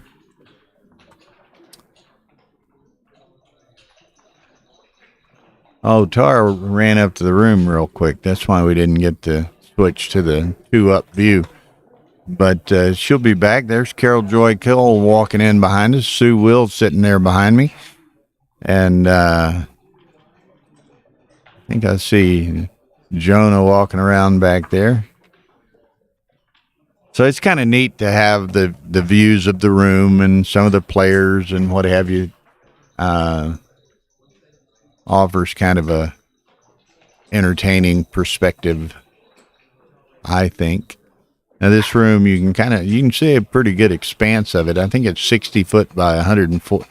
60 foot by 140 foot, so it's 8,400 square foot of playing square footage, and it's a nice room, high ceilings, so it's got a nice expansive feel to it, and the Westgate actually is a fairly nice facility. It's got a number of good restaurants in it, and typical,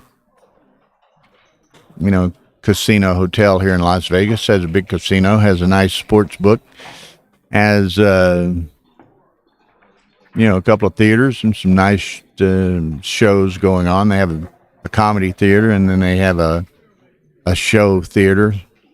So it's a pretty full service hotel casino and a large facility. It was originally back in the 70s, and I hate to admit that I can remember those days coming out here to Vegas occasionally. This was the original Hilton Hotel in Las Vegas, and this was the, permanent venue, if you will, for Elvis Presley. He went on here for a long time, and there's Mr. Matt Congeyer stepping up to the table. Y'all got to have fun and entertaining match going on there. Depends on your definition of fun, huh? Well, that's good. Y'all have had some. That's good. It's even. That's good. Y'all have had a couple of big swing games that were kind of entertaining to watch, and probably not so entertaining to experience, although it's been kind of even in that regard as well. So there's Steve wandering back in. So good fortune to you. Keep us entertained. Matt Congeyer stopping by. Okay, so now over on the other side, we got a pretty volatile game between Ray and Sellers. Ray has 2 in the air, but Sellers with 2 checkers behind Ray's 6 prime. So very volatile position. Ray leads 10-6, holding a 2 cube. So Ray needs 4s and Sellers needs 6s in whatever number they can get them. Now he's closed Ray out, so Ray doesn't need anything except for Sellers not to roll any 6s anytime soon, because Sellers is fresh out of timing. He's all in his home board, so if he doesn't roll a 6, he's going to start crunching, and if he starts crunching, then Ray's going to be shooting at him. And there's a 6. Last roll he could roll one, and he rolled it.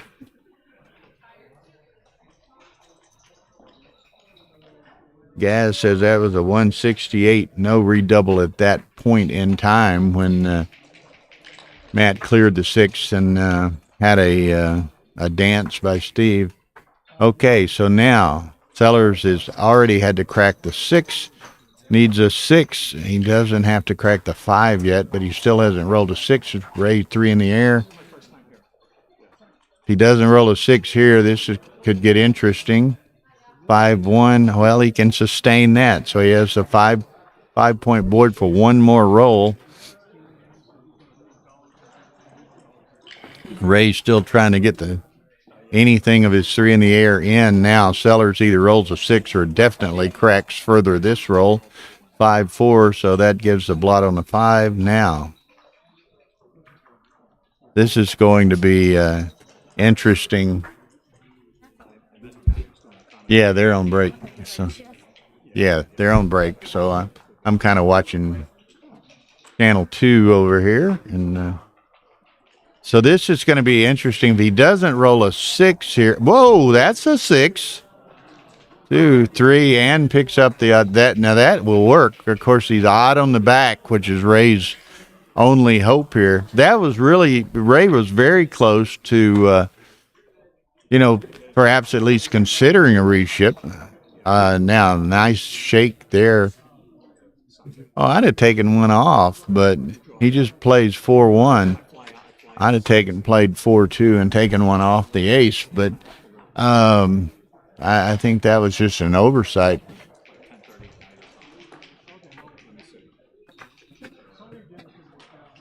$5-1, so he's probably going to get the G anyway, but it'd be a pity if he lost the G by a pip because of that oversight there. Okay, there's the 2-up view here on stream 1 now. Tara obviously came back into the room. So she has all kinds of flexibility to change these camera views and even the commentator cameras, the player cameras, what have you. So how'd you do tonight, Jimmy DeRosier? Jimmy DeRosier won in the, what was that, intermediate jackpot? Congratulations. Well, Mama didn't even have to ask her to go to bed. She decided she was tired. So She didn't want to stay up here and dress you. She must have been tired.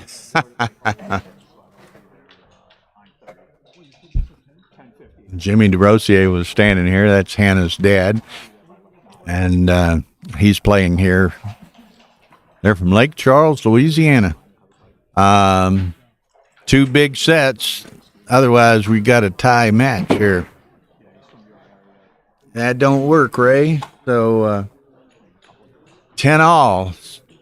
Ray's kind of frustrated with that. He had, he'd built up a 10-4 lead, and now he's giving it all back. So we got 2 tied matches here. Steve and MCG at 6-6, and Ray and Carl Sellers at 10-10.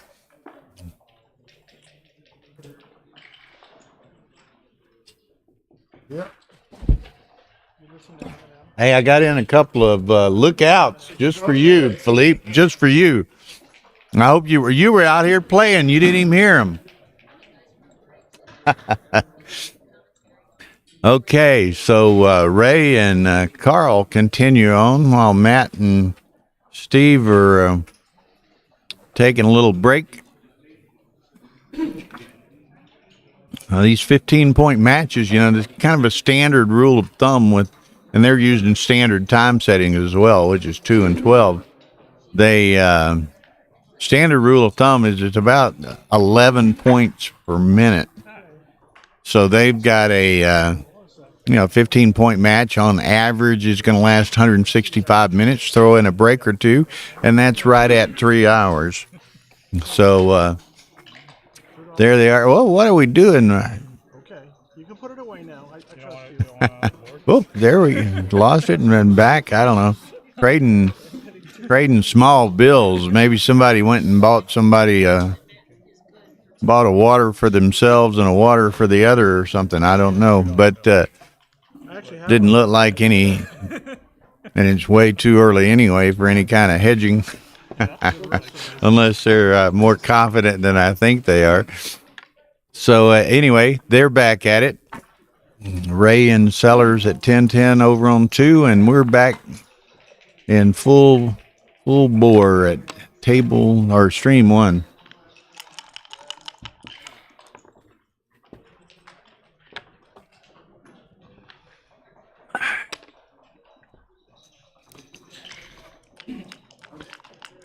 We hope y'all are enjoying the streaming and commentary tonight. Rory's always been a big proponent of or advocate for streaming, and we appreciate that support not only for us but for streaming generally from Rory. And was that some two? Tara says that was that little bit of $1 bills being exchanged between them was some $2 bet they had over something. Oh, well, welcome, Sebastian. We're going to have a lot of backgammon over the next 3 days after this day, so know you're a big fan of the streams, so welcome. Nice double 4 for Steve, and a double 4 in reply by Matt. Doesn't play quite as nicely, but he'll make the 2 point. Now what does he do?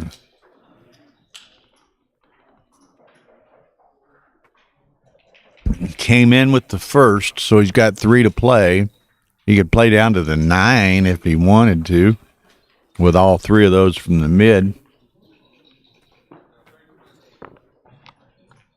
Okay, he's going to come out to the 16, make the 2. Yeah. Okay, 2-3 by Steve. He could hit 2, put 2 up here, and he does. Give Matt a chance to not bring them both in and not hit, which is a possibility. But he brings them both in and does hit, which was another option of the dice. Oh, dances, set of deuces to a 2 point board. That's Steve's been doing that. Steve Ben's doing that a lot tonight. He danced in the first game with double 6s twice, once to a 1 point board, once to a 2 point board. Now Matt, is he getting frisky here? Got a bunch of checkers to shoot at, 1 in the air, but I think it's early. He only has 8 in the zone. 2 checkers back. Yeah, I mean he could have the potential of putting Steve in the air 3 times, or 2 more times. What do you think, Ian, Gaz, Brandon, Dimitri? This is an interest. What is Mr. Congar thinking about here? He's obviously thinking about a cube, but well, yeah, if I'm playing Matt or I'm playing Steve, I might send it. But with 2 equal players playing, I think it's too early. It's no double, and Brandon agrees with me. I haven't seen anybody put it in yet, but Matt's torn. He started shaking like he was just gonna turn it down, but now he's pondering again. Now Matt's down to, and they started with 30 minutes in a 15 point match, but he's down to 13. Another set of 4s. He's making a living out of these 4s. Now Steve's in trouble now. Casper says he wouldn't. Gaz says it's never too early for Matt. Now Steve better perform here. Now he might well consider it. More checkers in the zone. 4 blots looking at him. This is not something Steve would get excited about taking, but let's see what happens. Again, very good, Olson. Oh, the fours were with him. That was like Matt's third set of fours.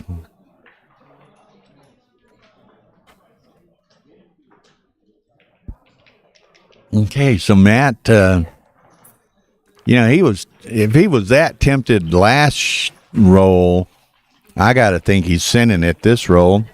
He had a Tara's saying, and may well have a good point. Maybe he's thinking he's too good after that. But I would send this, but Tara may well be right. Matt may be thinking he's too good here.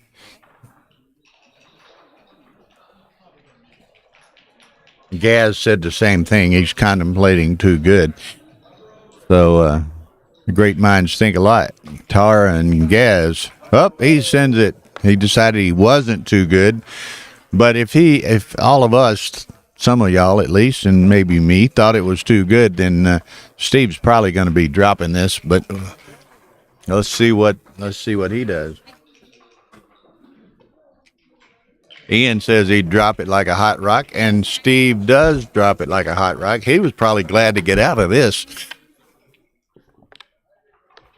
Steve was taking a picture to make sure that Matt was or was not. Maybe so. So 7-6 Matt. Now it's interesting. Again, Matt used 60% of his time. And we're not halfway through the match yet, not even close necessarily. Brandon didn't see a drop. Casper thought it was a drop. Ian thought it was a drop. Why no XG? Well, Marco, XG feeds are great. Many people like them, but they're also pretty labor intensive to have a live transcriber here. That's a full-time dedicated extra staffer, and it's expensive. So that's why you don't have one here. 2-3. Matt's gonna not take the anchor. Hit loose on the 4.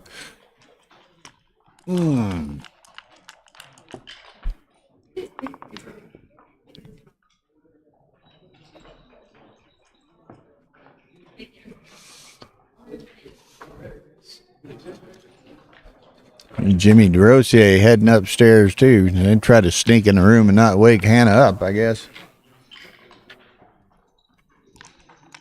Yeah, Casper. I mean, different people have different perspectives on that. Some people love them, some don't. I'm like you, and I'm kind of Roberto Litzenberger makes the point. He doesn't like the XG feeds. He says he can always. If it's an interesting match to him or some interesting positions, he can always put them in and study them later. But he likes to hear the varied perspective of commentators and viewers. And so different strokes for different folks.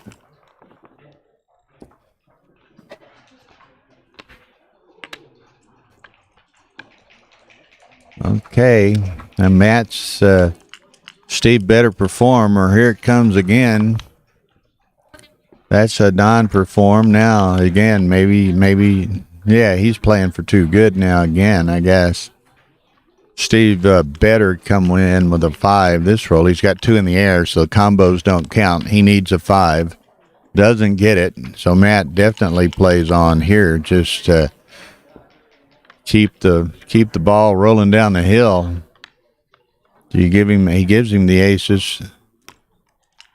Could have played 7-6 and just gone full speed ahead toward the blitz here, but 4-5. Okay, so he plays 2 down. Yeah, Dimitri, that's a fair and good point.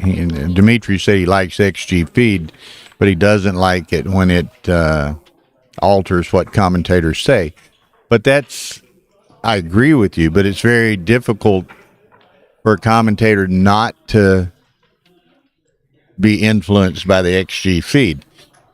Now, when in Monte Carlo. If y'all saw the Victor Chris Rogers match that Sebastian Wilkinson and I commentated on, and Sebastian is just one incredible commentator, and he wanted to always state his opinion before the XG analysis popped up, and that's fast when we're using these super fast gaming computers. But he was trying to not be influenced by XG and make his points and yield his perspective. So And I would say the vast majority, if not all, co-commentators do exactly.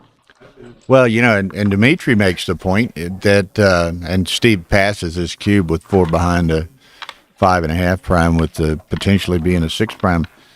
Dimitri makes the point, have the XG feed, but don't. And I guess you could structure it this way so the commentator can't see it. Then Because it's showing up. I know. Commentator can't. But I mean, honestly, everything is all good.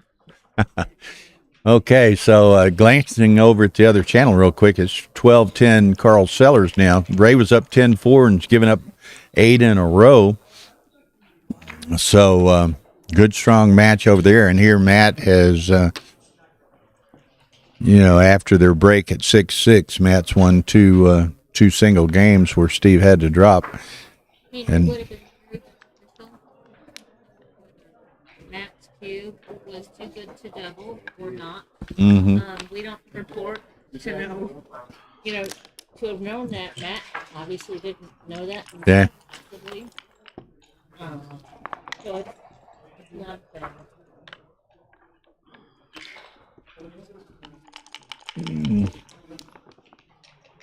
Okay. Oh, nice set of threes by Matt.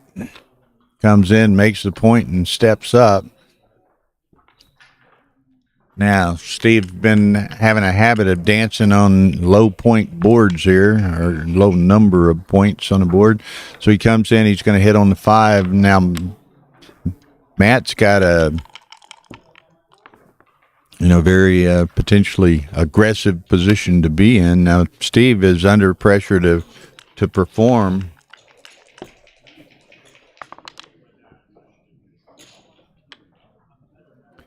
And he does perform by making that anchor set of 4s again. Yeah, you could hit 2, as Tara says. Could play this as Steve is doing, and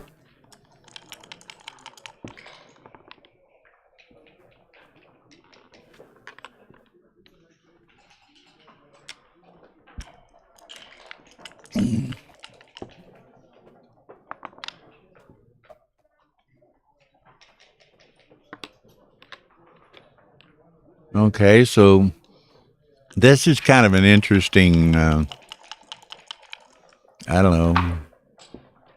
contrast game here. Steve's got the forward, or Matt's got the forward anchor and the 4 prime. Steve's got 3 back. They both have 3 back, so it's let's see what happens. 6-4 doesn't about all Steve can do there.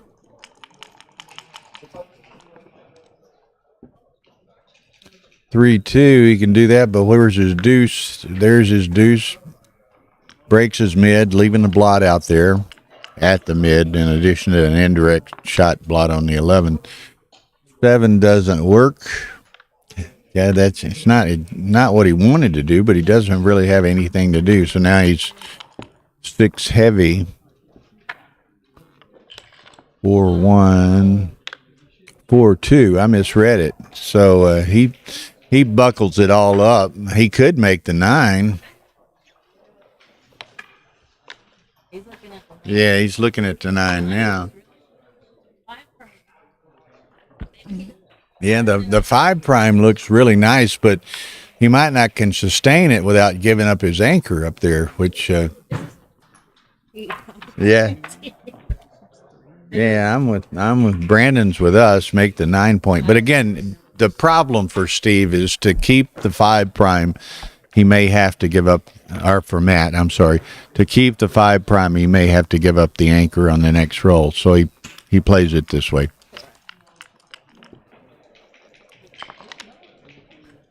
Nickels for Stevie. Yeah, now he wishes he'd made the 9 point. Now, Steve, what can he do? He's probably going to. I got to think he comes out and goes down to the 8. He doesn't want to bury checkers.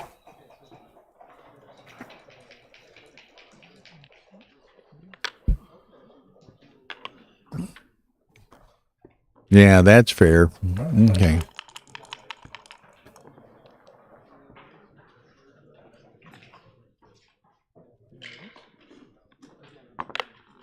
Okay. Yeah, Matt's not. That's really about his only play. He's not real excited about it, but he does have the anchor, so he's got some protection from, if he gets hit. Play. Yeah, dupes the 2s, but either one of them getting hit is unattractive, shall we say. Yeah, either one getting missed is very attractive.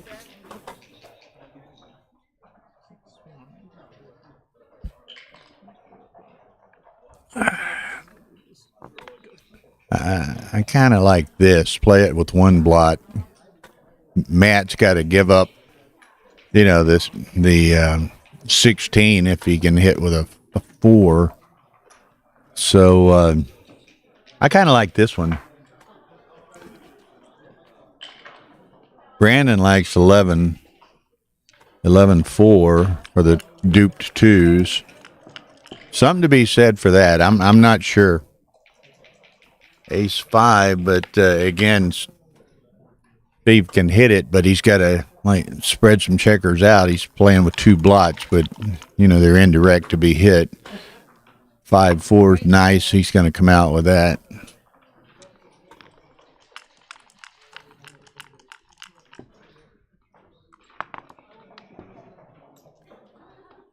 Okay, now what?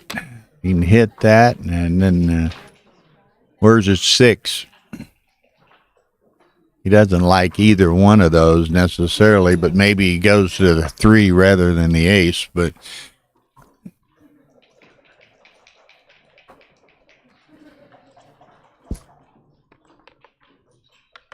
well, let me reconsider this. There's nothing else there, though. I mean, unless you want to leave 4 blots out.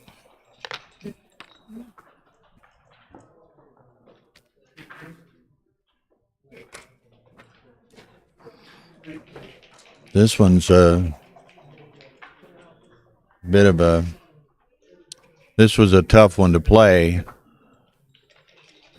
Steve's been very judicious with his time usage, so he's got twice as much time as Matt does right now. Neither one are in particularly bad difficulty with respect to the clock, but again, we've only played half the match too, and Matt's 2/3 of the way through his time. He's going to go with the 5 blot option, which might this could be high risk, high reward, and it just got to slid into the high risk category. Now, if Steve were to dance, then Matt's got to decide whether he cashes this or it's too good. There's the dance. Now, I think I play on. I mean, you've got the chance of picking up a significant number of checkers, and you're positioned to make the 4 point. Steve's in a bind. 4 or 5. Now, Matt's got to attack that checker probably. Doesn't get it, but he can pick up a second and make the 5. Well, he can pick up a 3rd. That's a 3rd, 4th, and 5th. The three of which are in the air. So Steve needs an anchor badly. Badly.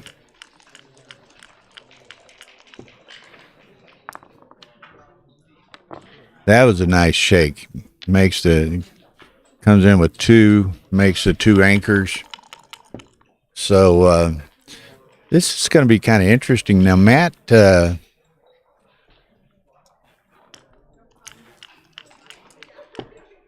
Does Matt have the opportunity to do something here? He's going to have to put that in. Wow.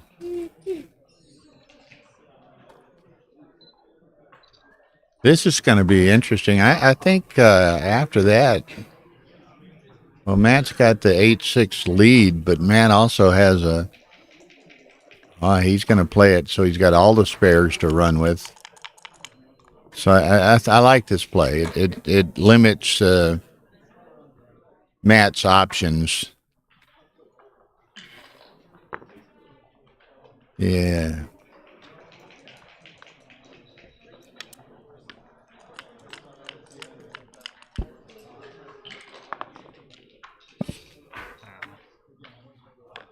Yeah, this is Crunch-O-Matic. So I think Matt can toy around with this for a while, but he's got the cash pretty much any time he wants it.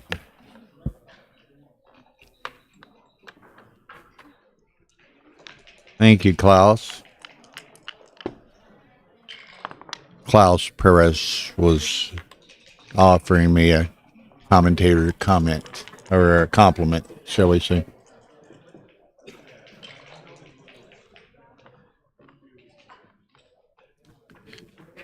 Okay, so again,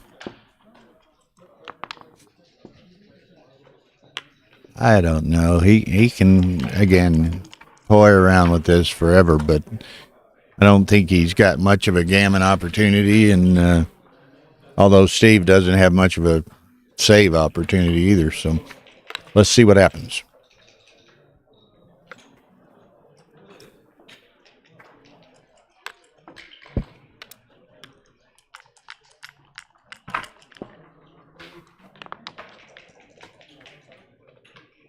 Crunch-O-Matic.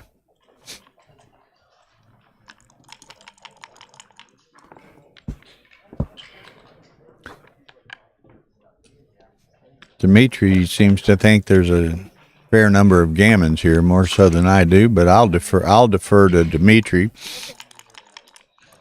Yeah, you kind of run a trap play of sorts here. You can take them off the 7 and make the ace. Yeah, you can do that. Okay.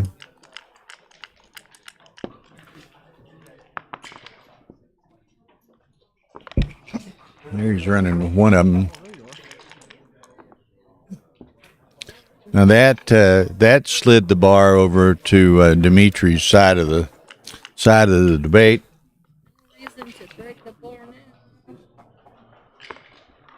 Okay. Ian's watching the bracket update. Says Maze Petrosian beat Tim Lawless. Maze Petrosian's a pretty good little player. He's not an elite player yet, but he's a good player. And he's a fast player. I think he's all those names that end in Ian, he's Armenian. Most of them are Armenians. He likes Tara to display the Armenian flag when he plays, so he is Armenian. I was going to surmise he was Armenian because most of those names that end in IAN or YAN are Armenian. Okay. So, which two? I'm ripping personally, but let's see what happens.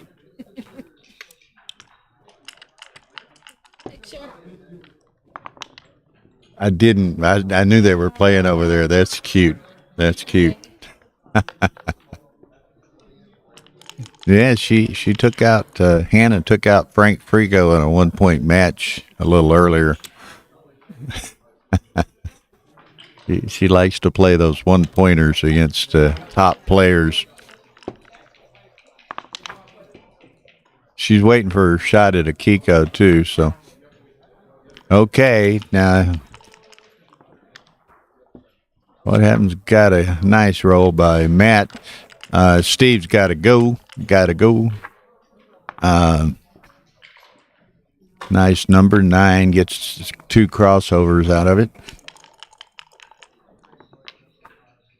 Boom. 6s. So, qualifies you from a novice? Yeah, that's a good question. And Tara just asked, Hannah knocked off Frigo this afternoon in a 1-point match, but Tara says, shouldn't that disqualify Hannah from playing in the novice tomorrow? Well, you could have a point, but she's a great little kid. Oh, look at this. How brutal. Needed 6s, got 5s. Hey, I don't need it rubbed in that hard, guys. I mean, Brandon, Dimitri, Klaus, all ganging up on me here. How many gammons there were? Okay, 10-6. Matt Congar, geez, over on the other side, 14-10 Crawford Carl Sellers over Ray Fogerland. Fogerland led 10-4 and has given up 10 straight. Now that Ray is looking rather dejected on his side of the board with his, a fist on either cheek, leaning down over the board. Looks the picture of dejection over there. So we've all been there, being up 10-4 and losing 14-10 is not fun. And that's like this afternoon, and I think it was a rebuy match in the championship. Ron Wertheim was playing Akiko, and at one point they took a break, and Wertheim was up like 11-2 or something like that. I said, Ron, be careful. I said, she's a grinder. She never gives up. She never lets up. Just be careful. Akiko won. So...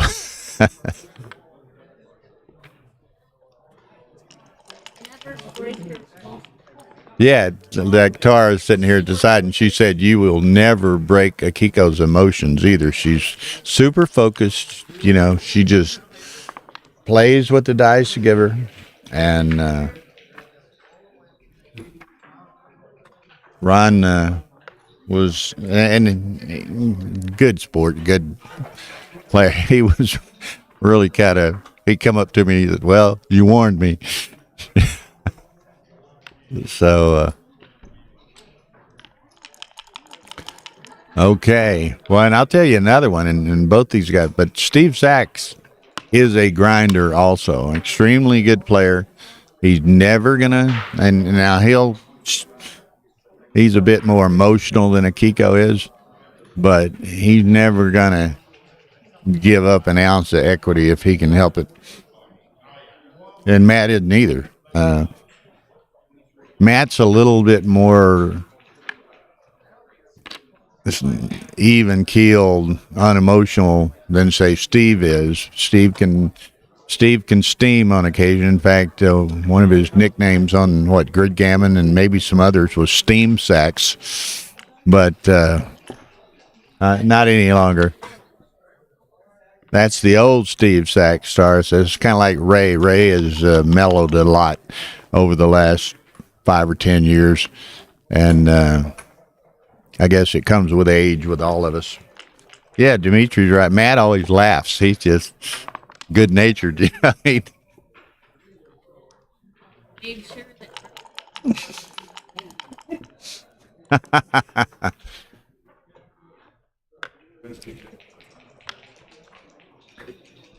Okay.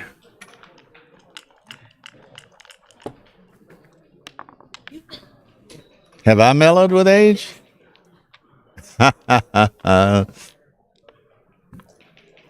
Not totally, but some.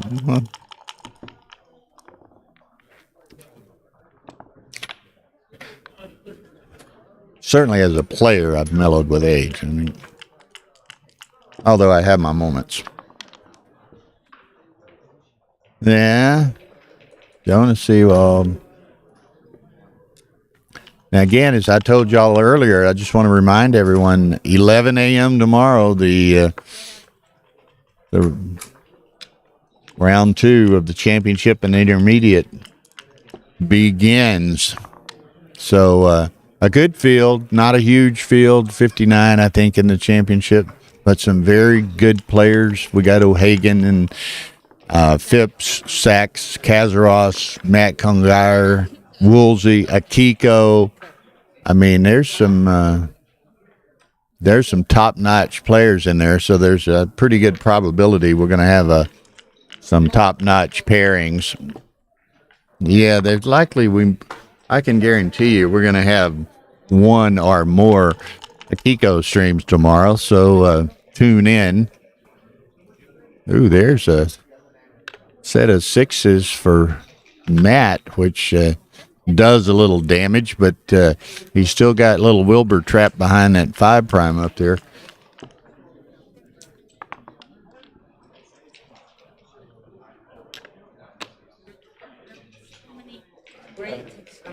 Kiko versus X in Las Vegas Open. And it looks like Ray's in pretty good shape to break the streak Sellers have of 10 straight points here. So Ray, if he does prevail here, he'll have it to post Crawford 4-away, which is not exactly where he wants to be, but he'd rather be 4-away than 5-away. So only a Gammon 2 cube from heaven. And what are you looking for? Oh. Okay. Now, what do we do? Steve is, I think Steve's trailing 10-6, 4-away, or 5-away, 9-away. So I got to think he's probably sending this. No, he's rolling on. Wow. Set of 4s, that hurts a bit. Now, what do you do with that? He can make the ace point, which is what he's going to do. Not what he wanted to do, perhaps, but what he did do. Deuces, that's a nice shake there. Perfect. Man, that doesn't get any better. That's his best number. Man, all right. Okay, Sachs has got a 6, so he can. Wow, this is a tough call. Now he can run, but makes himself vulnerable to all kinds of numbers.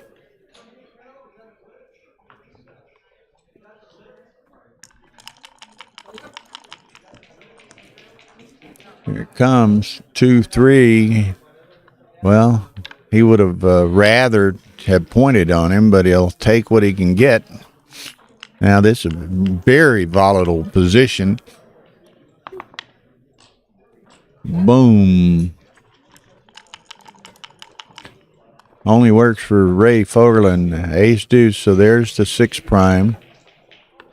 Now, Steve wants to stay in the air, and Matt wants to roll a 6.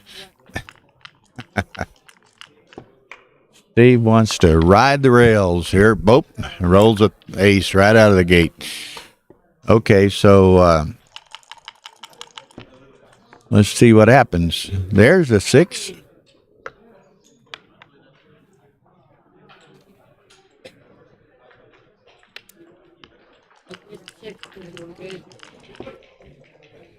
Okay, so Ray did break the drought, so it's a post Crawford 4-away over there.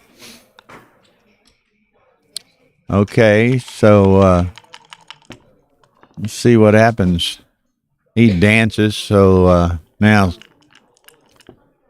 this is going to be an interesting bear in here for Steve. Wow. What do you do with this? It's going to be shooting at something in all likelihood. I don't know that you want to get hit back. You're behind a 6', but whatever he does, there's going to be a shot, be it direct or indirect. He hit it. Yeah. Okay, so let's see what happens here.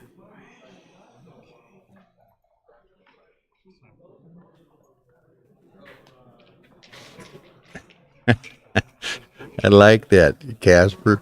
That some of the cubes were caches, at least against me.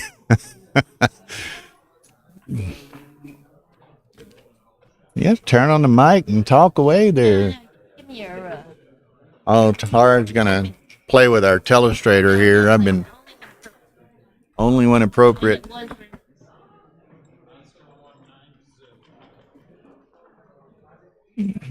Okay, now look at this. Now we're playing backgammon. Now we are playing backgammon. Now, this is going to be tough to take because, not only does Matt have to get 2 checkers in, then he has to roll something where he can't otherwise play, and he has to crack his 6 prime over here, but he's got a spare on the 7, so he's got some small bit of timing on his homeboard side. I think this is drop personally, but Casper Vandertak says clear drop ? So I think it's a drop. I don't see how you take that, and Steve lets it go. Okay, now over on the other side, post Crawford 4-way for Carl Sellers over Ray, and of course Ray is How would you play that? taking the automatic double there. So Huh? I'll teach you later. Aaron Faust is in the house. The slot villain, huh? Well, I think Marco, whether you're good or great, or not good, you were going to drop that one. That had nothing but downside in its future.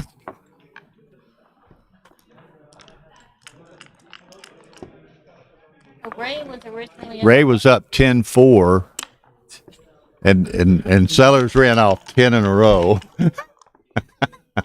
He's super tilted right now. He's on full-blown tilt mode. That's what you're saying. He's not on little tilt. He's on full-blown tilt. You know him well. Yeah. He has managed to claw to 1 and post Crawford, though. Yeah, and 4-way. Yeah. Which is good. No, this is huge. This could be it. Okay. We'll get happy, Ray, if he scoops this one. Okay, so Junior here, 11-6. I kind of looking back and forth, lose track of some every now and then.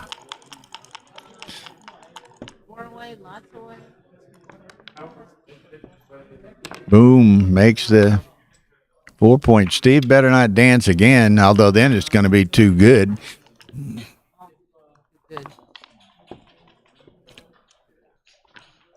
Oh, well, but at 4-way, Steve can't take this.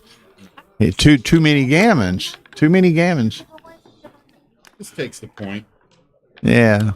This takes the point. And let Steve maybe, and Steve wouldn't do it, but let Steve make a mistake taking it at 4-way with Matt at 4-way. Okay, so 12-6 Matt. Now that was seemingly an aptly timed break. Whoever initiated it earlier, if Matt initiated it, I'll give him credit. It was 6-6, and he set back down to run off 6 straight. Oh, it's a good run. This is a nice setup. Okay, Casper, thanks. Join us again later in the next 2 or 3 days. You want to say anything? No, probably not. Okay. Oh, Brandon Macklin online? All right, turn it on. All right. Yeah, Brandon Macklin's online. He'd probably want to hear from you. B-Mac. Tara's going to rotate the Macklin. camera and put a little light. With this shirt on, how can you not? Hand me my shades. How can Tara. you not with this shirt? Hand me my shades. D-Mac. Better be careful, Mac. Aaron's talking trash about you here, man. Nah, it's... Okay, D-Mac there's Steve anytime. trying to get back in here. That's Im- so weird. How about that?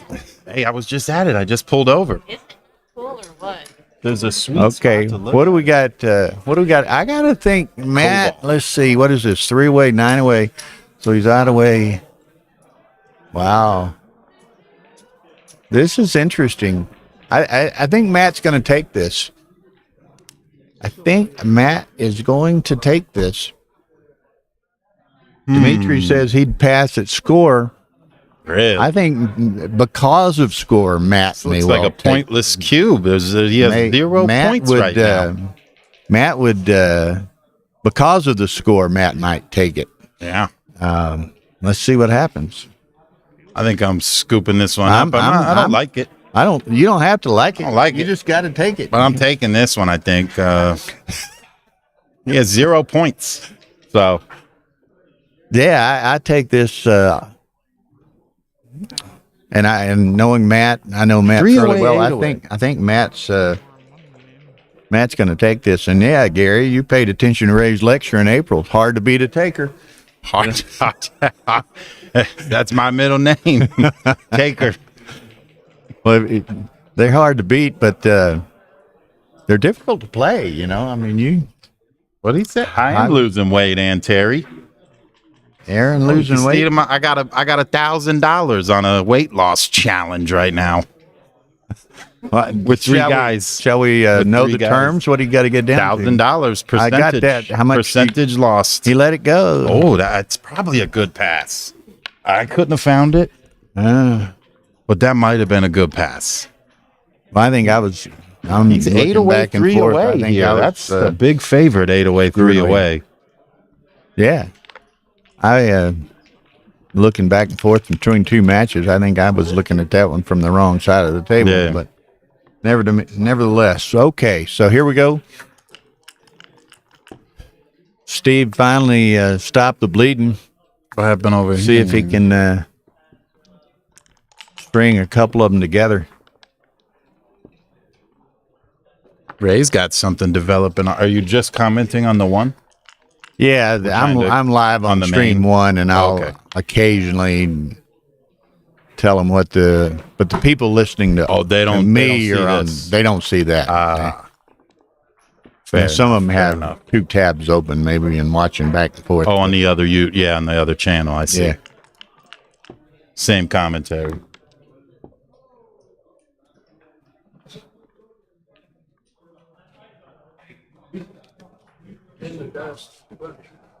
All right, got us a little game here. It looks like this will go for a while.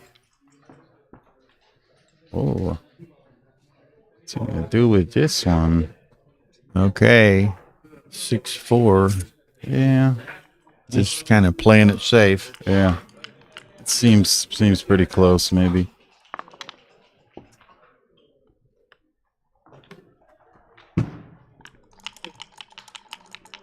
MCG is going to have a hard time getting him out of that little skunk hole over there. Maybe I make a jailbreak right here. I think I would too. I'm making a jailbreak. Make him roll the 2. Oh, here we go. Here's the Here it play. is. There Here's you the go. play. Oh, Matt says nope. I looked at it, but I don't like it. But I personally 5 down think that's 4. the play. yeah, the 5 down 4 make it. Not the worst, but Well, give him the shot while he's only got a 3-point yeah, board. I run all day there. Well, you got to do that. Plus, He's ahead. Plus, Steve has a 3 strip points. Too. Yeah, he's ahead. He's got to play. He does have to move here, and that Right. was going to be a difficult move. That's right. That's true. 3 strip points. And maybe that's what Matt factored in there. What he rolled a 2-1. He would have just picked us apart right there, huh? that 6-5. So he's got to just Gotta go to cover. the deuce. Now Matt has 3 strip points also. Okay, now he's going to make the 4. He could come to the 8 and 6, but he makes the 4. Wow, this is so now gonna it's be kind a of weird- a standoff here. Yeah. Who blinks first? Who breaks first? Here we go. He's going And to do here it it is. now. Now he It's does worse, it with a but- 4-point, boy. Yeah. This would be a brutal hit.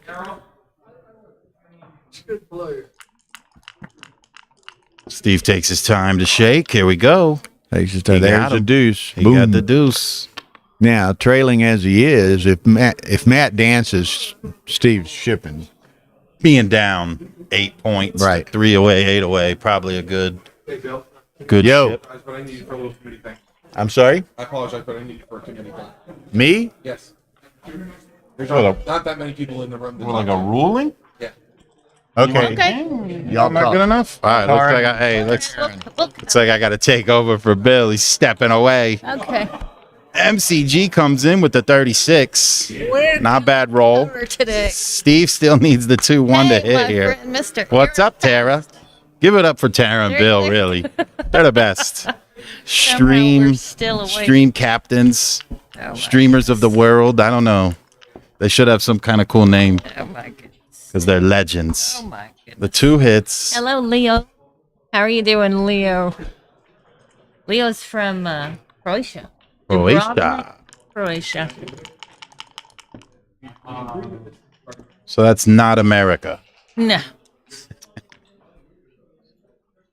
Here goes Steve. He's thinking about it. This could be a big cube here. Yep.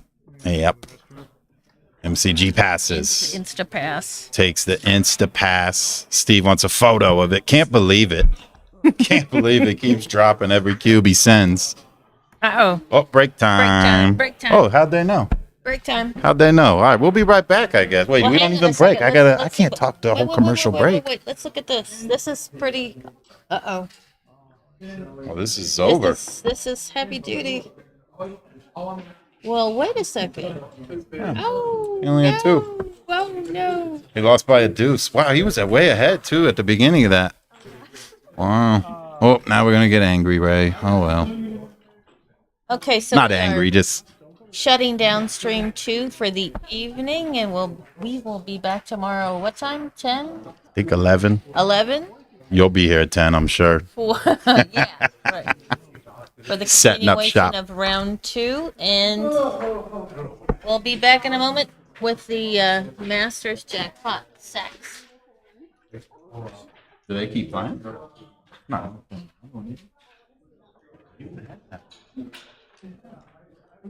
We'll get to do a shot, I guess, on the way around. It's just up to the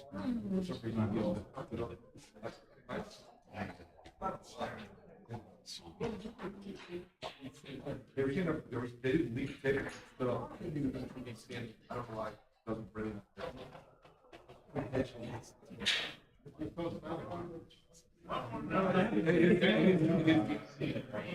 He started. If I say something incorrect, then speak with the this score, right?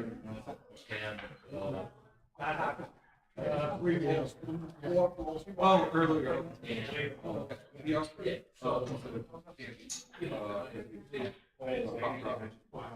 And he took it at that moment or earlier. There was no king when they got over to you agree with this? There's a few rolls early. He gave me the cannon. I think the big one was the hatch. It was a few rolls, it was a few rolls early. It was way wrong. So it didn't impact. Well, he's saying it was before this last. But I don't understand, so you're on roll, you roll 4 and you don't keep a play. And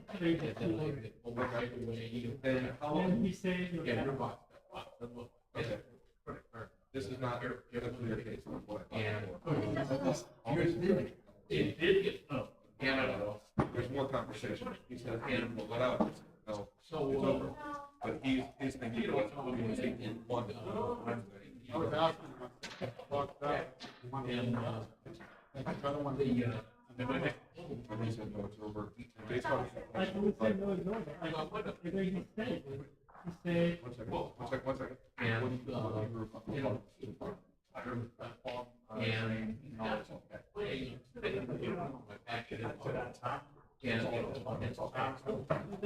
you can see that.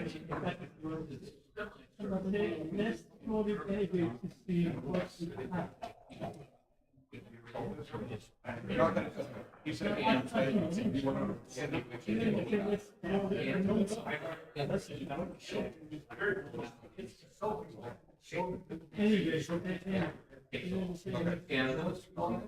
thought the whole thing was a distraction. I can't roll much to the side.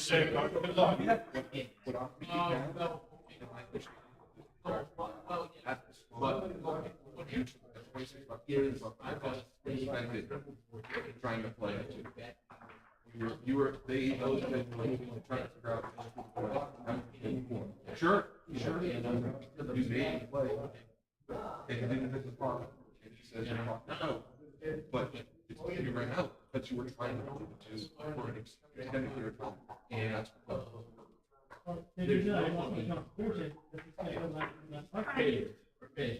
they're only, you have every right to ask about so it's it's not like he was trying to he was already college.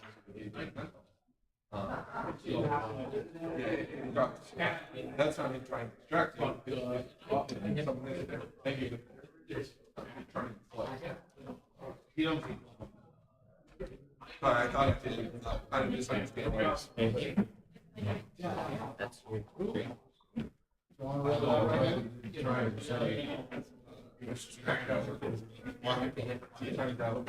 Clock is the clock. It's June. It's done. Okay. What happened with Saxon Guard? It's over. We're on break. So they, How are you, Tara? Fine, thank you. How are you? anyway, we had a Nice to see you. potential committee ruling that might have been required. As it ended up, it wasn't required, but that was why I was called away. Now, apparently, did Sellers beat Ray or did Ray Yeah. beat Sellers? No. Sellers. Yes. Sellers won that match, and Sellers. Huh? Who is Sellers? Oh, that's from down south, huh? I don't know where Georgia or I don't know. Yeah. Rory was saying it before they ended version 1 of Backgammon Galaxy that Sellers was the number 2 rated person on Galaxy. I've met him before. So I don't know. I'm sure I met him in Atlanta. Being resigned here. Yeah. Leonardo Jurkovic. I hadn't seen that name in forever. Yep. And yeah, Hannah's kind of. I bet she's grown 3 or 4 inches in the last 6 months since San Antonio, Dimitri. Okay, so here, Steve and Matt are back at it. 12-8, Matt. So what was the ruling? Are you There wasn't a ruling. Rory thought there was going to be a ruling, but he misunderstood what okay? the situation was. So in the end, he ruled himself and didn't feel the committee was required. Right. So that's fair. And I think Rory made the right call. Okay. So here we are. What time is it anyway? Let's see. 11:25. We're 2.5 hours into this 15-point match. Well, actually, they started about 15 minutes late. 25? No, 11. 11:25. So they're about 2 hours and 10 minutes into this match. And been a nice competitive match. It was tied at 6-6. They took a break and came back from that, and Matt scored 6 in a row. And now Steve stopped that streak and has gotten 2 of his own. So 12-8 Matt.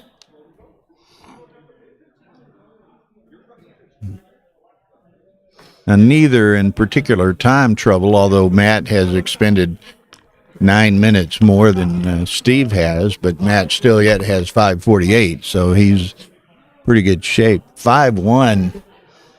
Make the 3 and hit the 5, I guess, huh?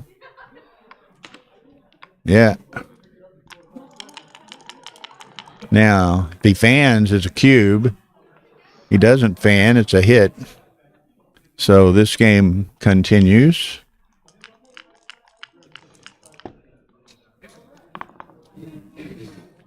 Well, 6 years off, Leonardo. That's a long time. Good to see you back.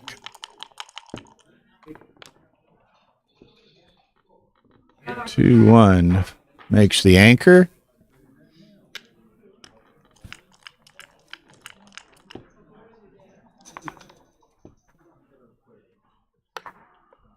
4. So what's the 4? He can come down.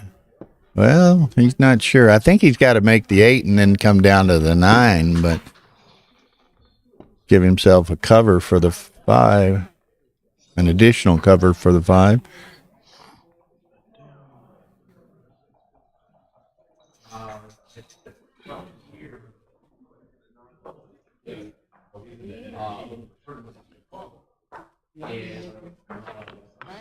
Okay, he's going to plays it to the 18. Matt hits it. Yeah, Steve has the an indirect against that, and he also has 3s, if he enters, 3s to make the 5 point.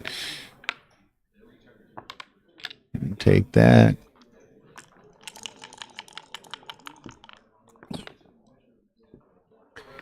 Two, 1. Matt makes the 5. So now Steve would take a 5 to make the 8.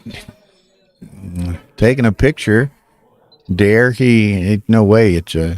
No way he can consider cubing this, is it? You can consider it. I don't think he's going to do it, and I don't think it would be right to do it. There's a 5. He needed that 5. Now he's going to come out.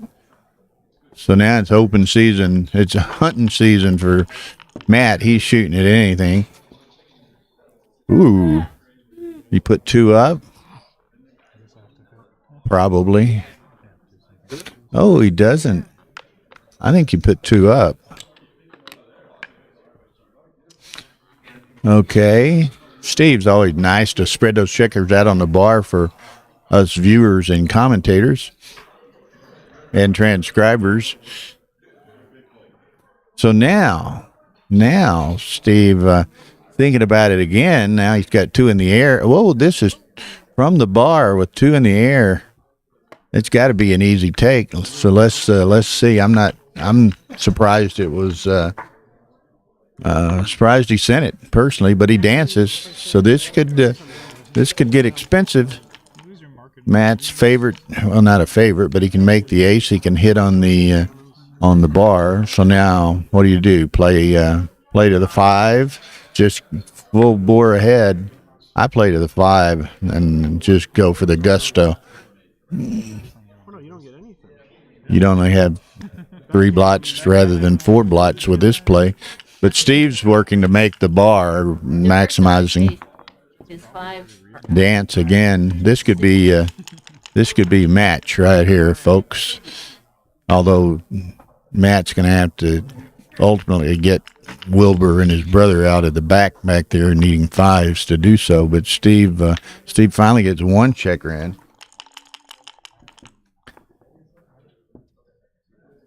You're talking about the cue being? I was a little surprised by that myself, but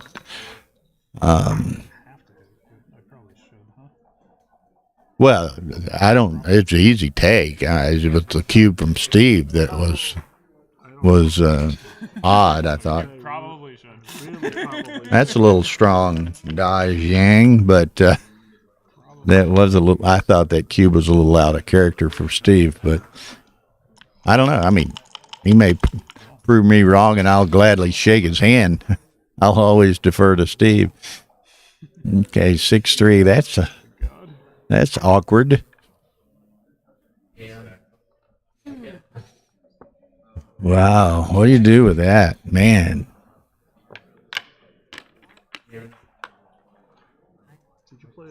That's a 6. That's illegal. So was your last move from here? Yeah, he played the deuce. Or was the start? It was here. You're right. Yeah. So Correct. Original position. thinking I could do something like that.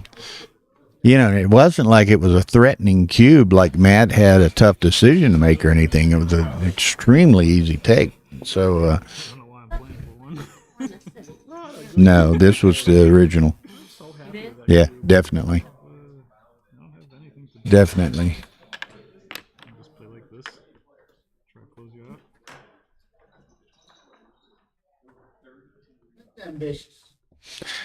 Yeah, that's although he didn't have much else. So but this is a huge swing roll here. Huge swing roll. Oh. Now, Matt not only has to cover those points, but he has to have a 5. Well, that's kind of overkill. What you call overkill, and Bad roll. that is a match right there in all likelihood. That's rude. If he had to choose, would he have chosen this? So that Both Steve and Matt are. yeah, they're both laughing about that. Wow.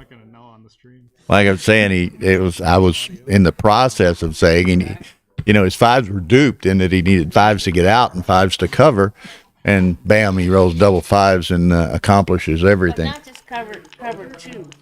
Yeah. Covers 2 points and gets you out. Well, it depends on your perspective, Brandon. Matt also thought it was a wonderful roll. Steve might have other terminology.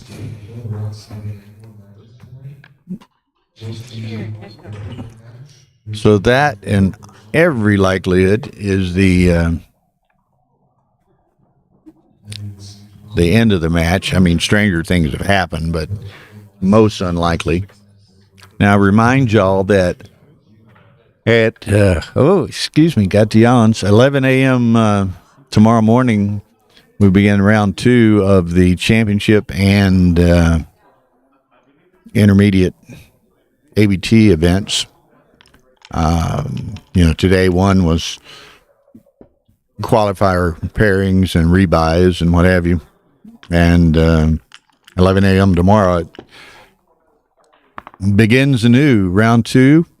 We'll have matches all day long. We'll have the next set of Super Jackpot matches at. Can you pull up that bracket of the Super Jackpot and we can kind of see what those pairings might be. But we have the next round of Super Jackpot matches tomorrow night. So we're going to have matches from seemingly dawn to dusk and then some tomorrow. Called the Masters Jackpot. Yeah, Masters Jackpot. Used to be. Yeah, that's true. It used to always be called a Super Jackpot here, and for some reason, Rory has changed the name of it. Okay, Sellers and Mays Petrosian play each other. Ronald Amarim, who's a Brazilian, who did quite well in April here. I forget exactly what, but I remember him playing in some later matches, playing Bill Phipps, so that might be... Oh, Bill Phipps. Brilliant. And then, and Wilsey's been wandering around here, so that match is over. So Jake and Kit, well, it could be on break or something, I guess. So it'll be MCG wins. So Matt will play the winner of the Jacobs Kit Wilsey match. So tomorrow night we'll have those 3 matches to choose from. But all during the day, thank you, Tara. All during the day we'll have a round of matches. Again, we're probably going to we have 2 streams, of course, and we'll probably have 6 or 7 start times, rounds of, and of course with the double elim thing, that's a not defined start time. So if a match finishes early, we can find another one as soon as we can thereafter. So, a lot of backgammon tomorrow, particularly. So, thank y'all for joining us tonight. A great kickoff match. 2 great kickoff matches. Kickoff for our streaming, at least, matches. So, get some rest overnight and let's do it again tomorrow. Like I say, we start at 11 a.m. and it'll be almost continuous until midnight or so tomorrow night. So thank y'all for watching, and we'll start anew 11 a.m. Pacific tomorrow. Good night. I mean, you can do this. Good. It's absolutely a pass. You're ahead. It's not absolutely. You're ahead in the race. You have a better board. I don't have like superstar attacking chances. Maybe this one's better. I don't know. All right. And, I don't know.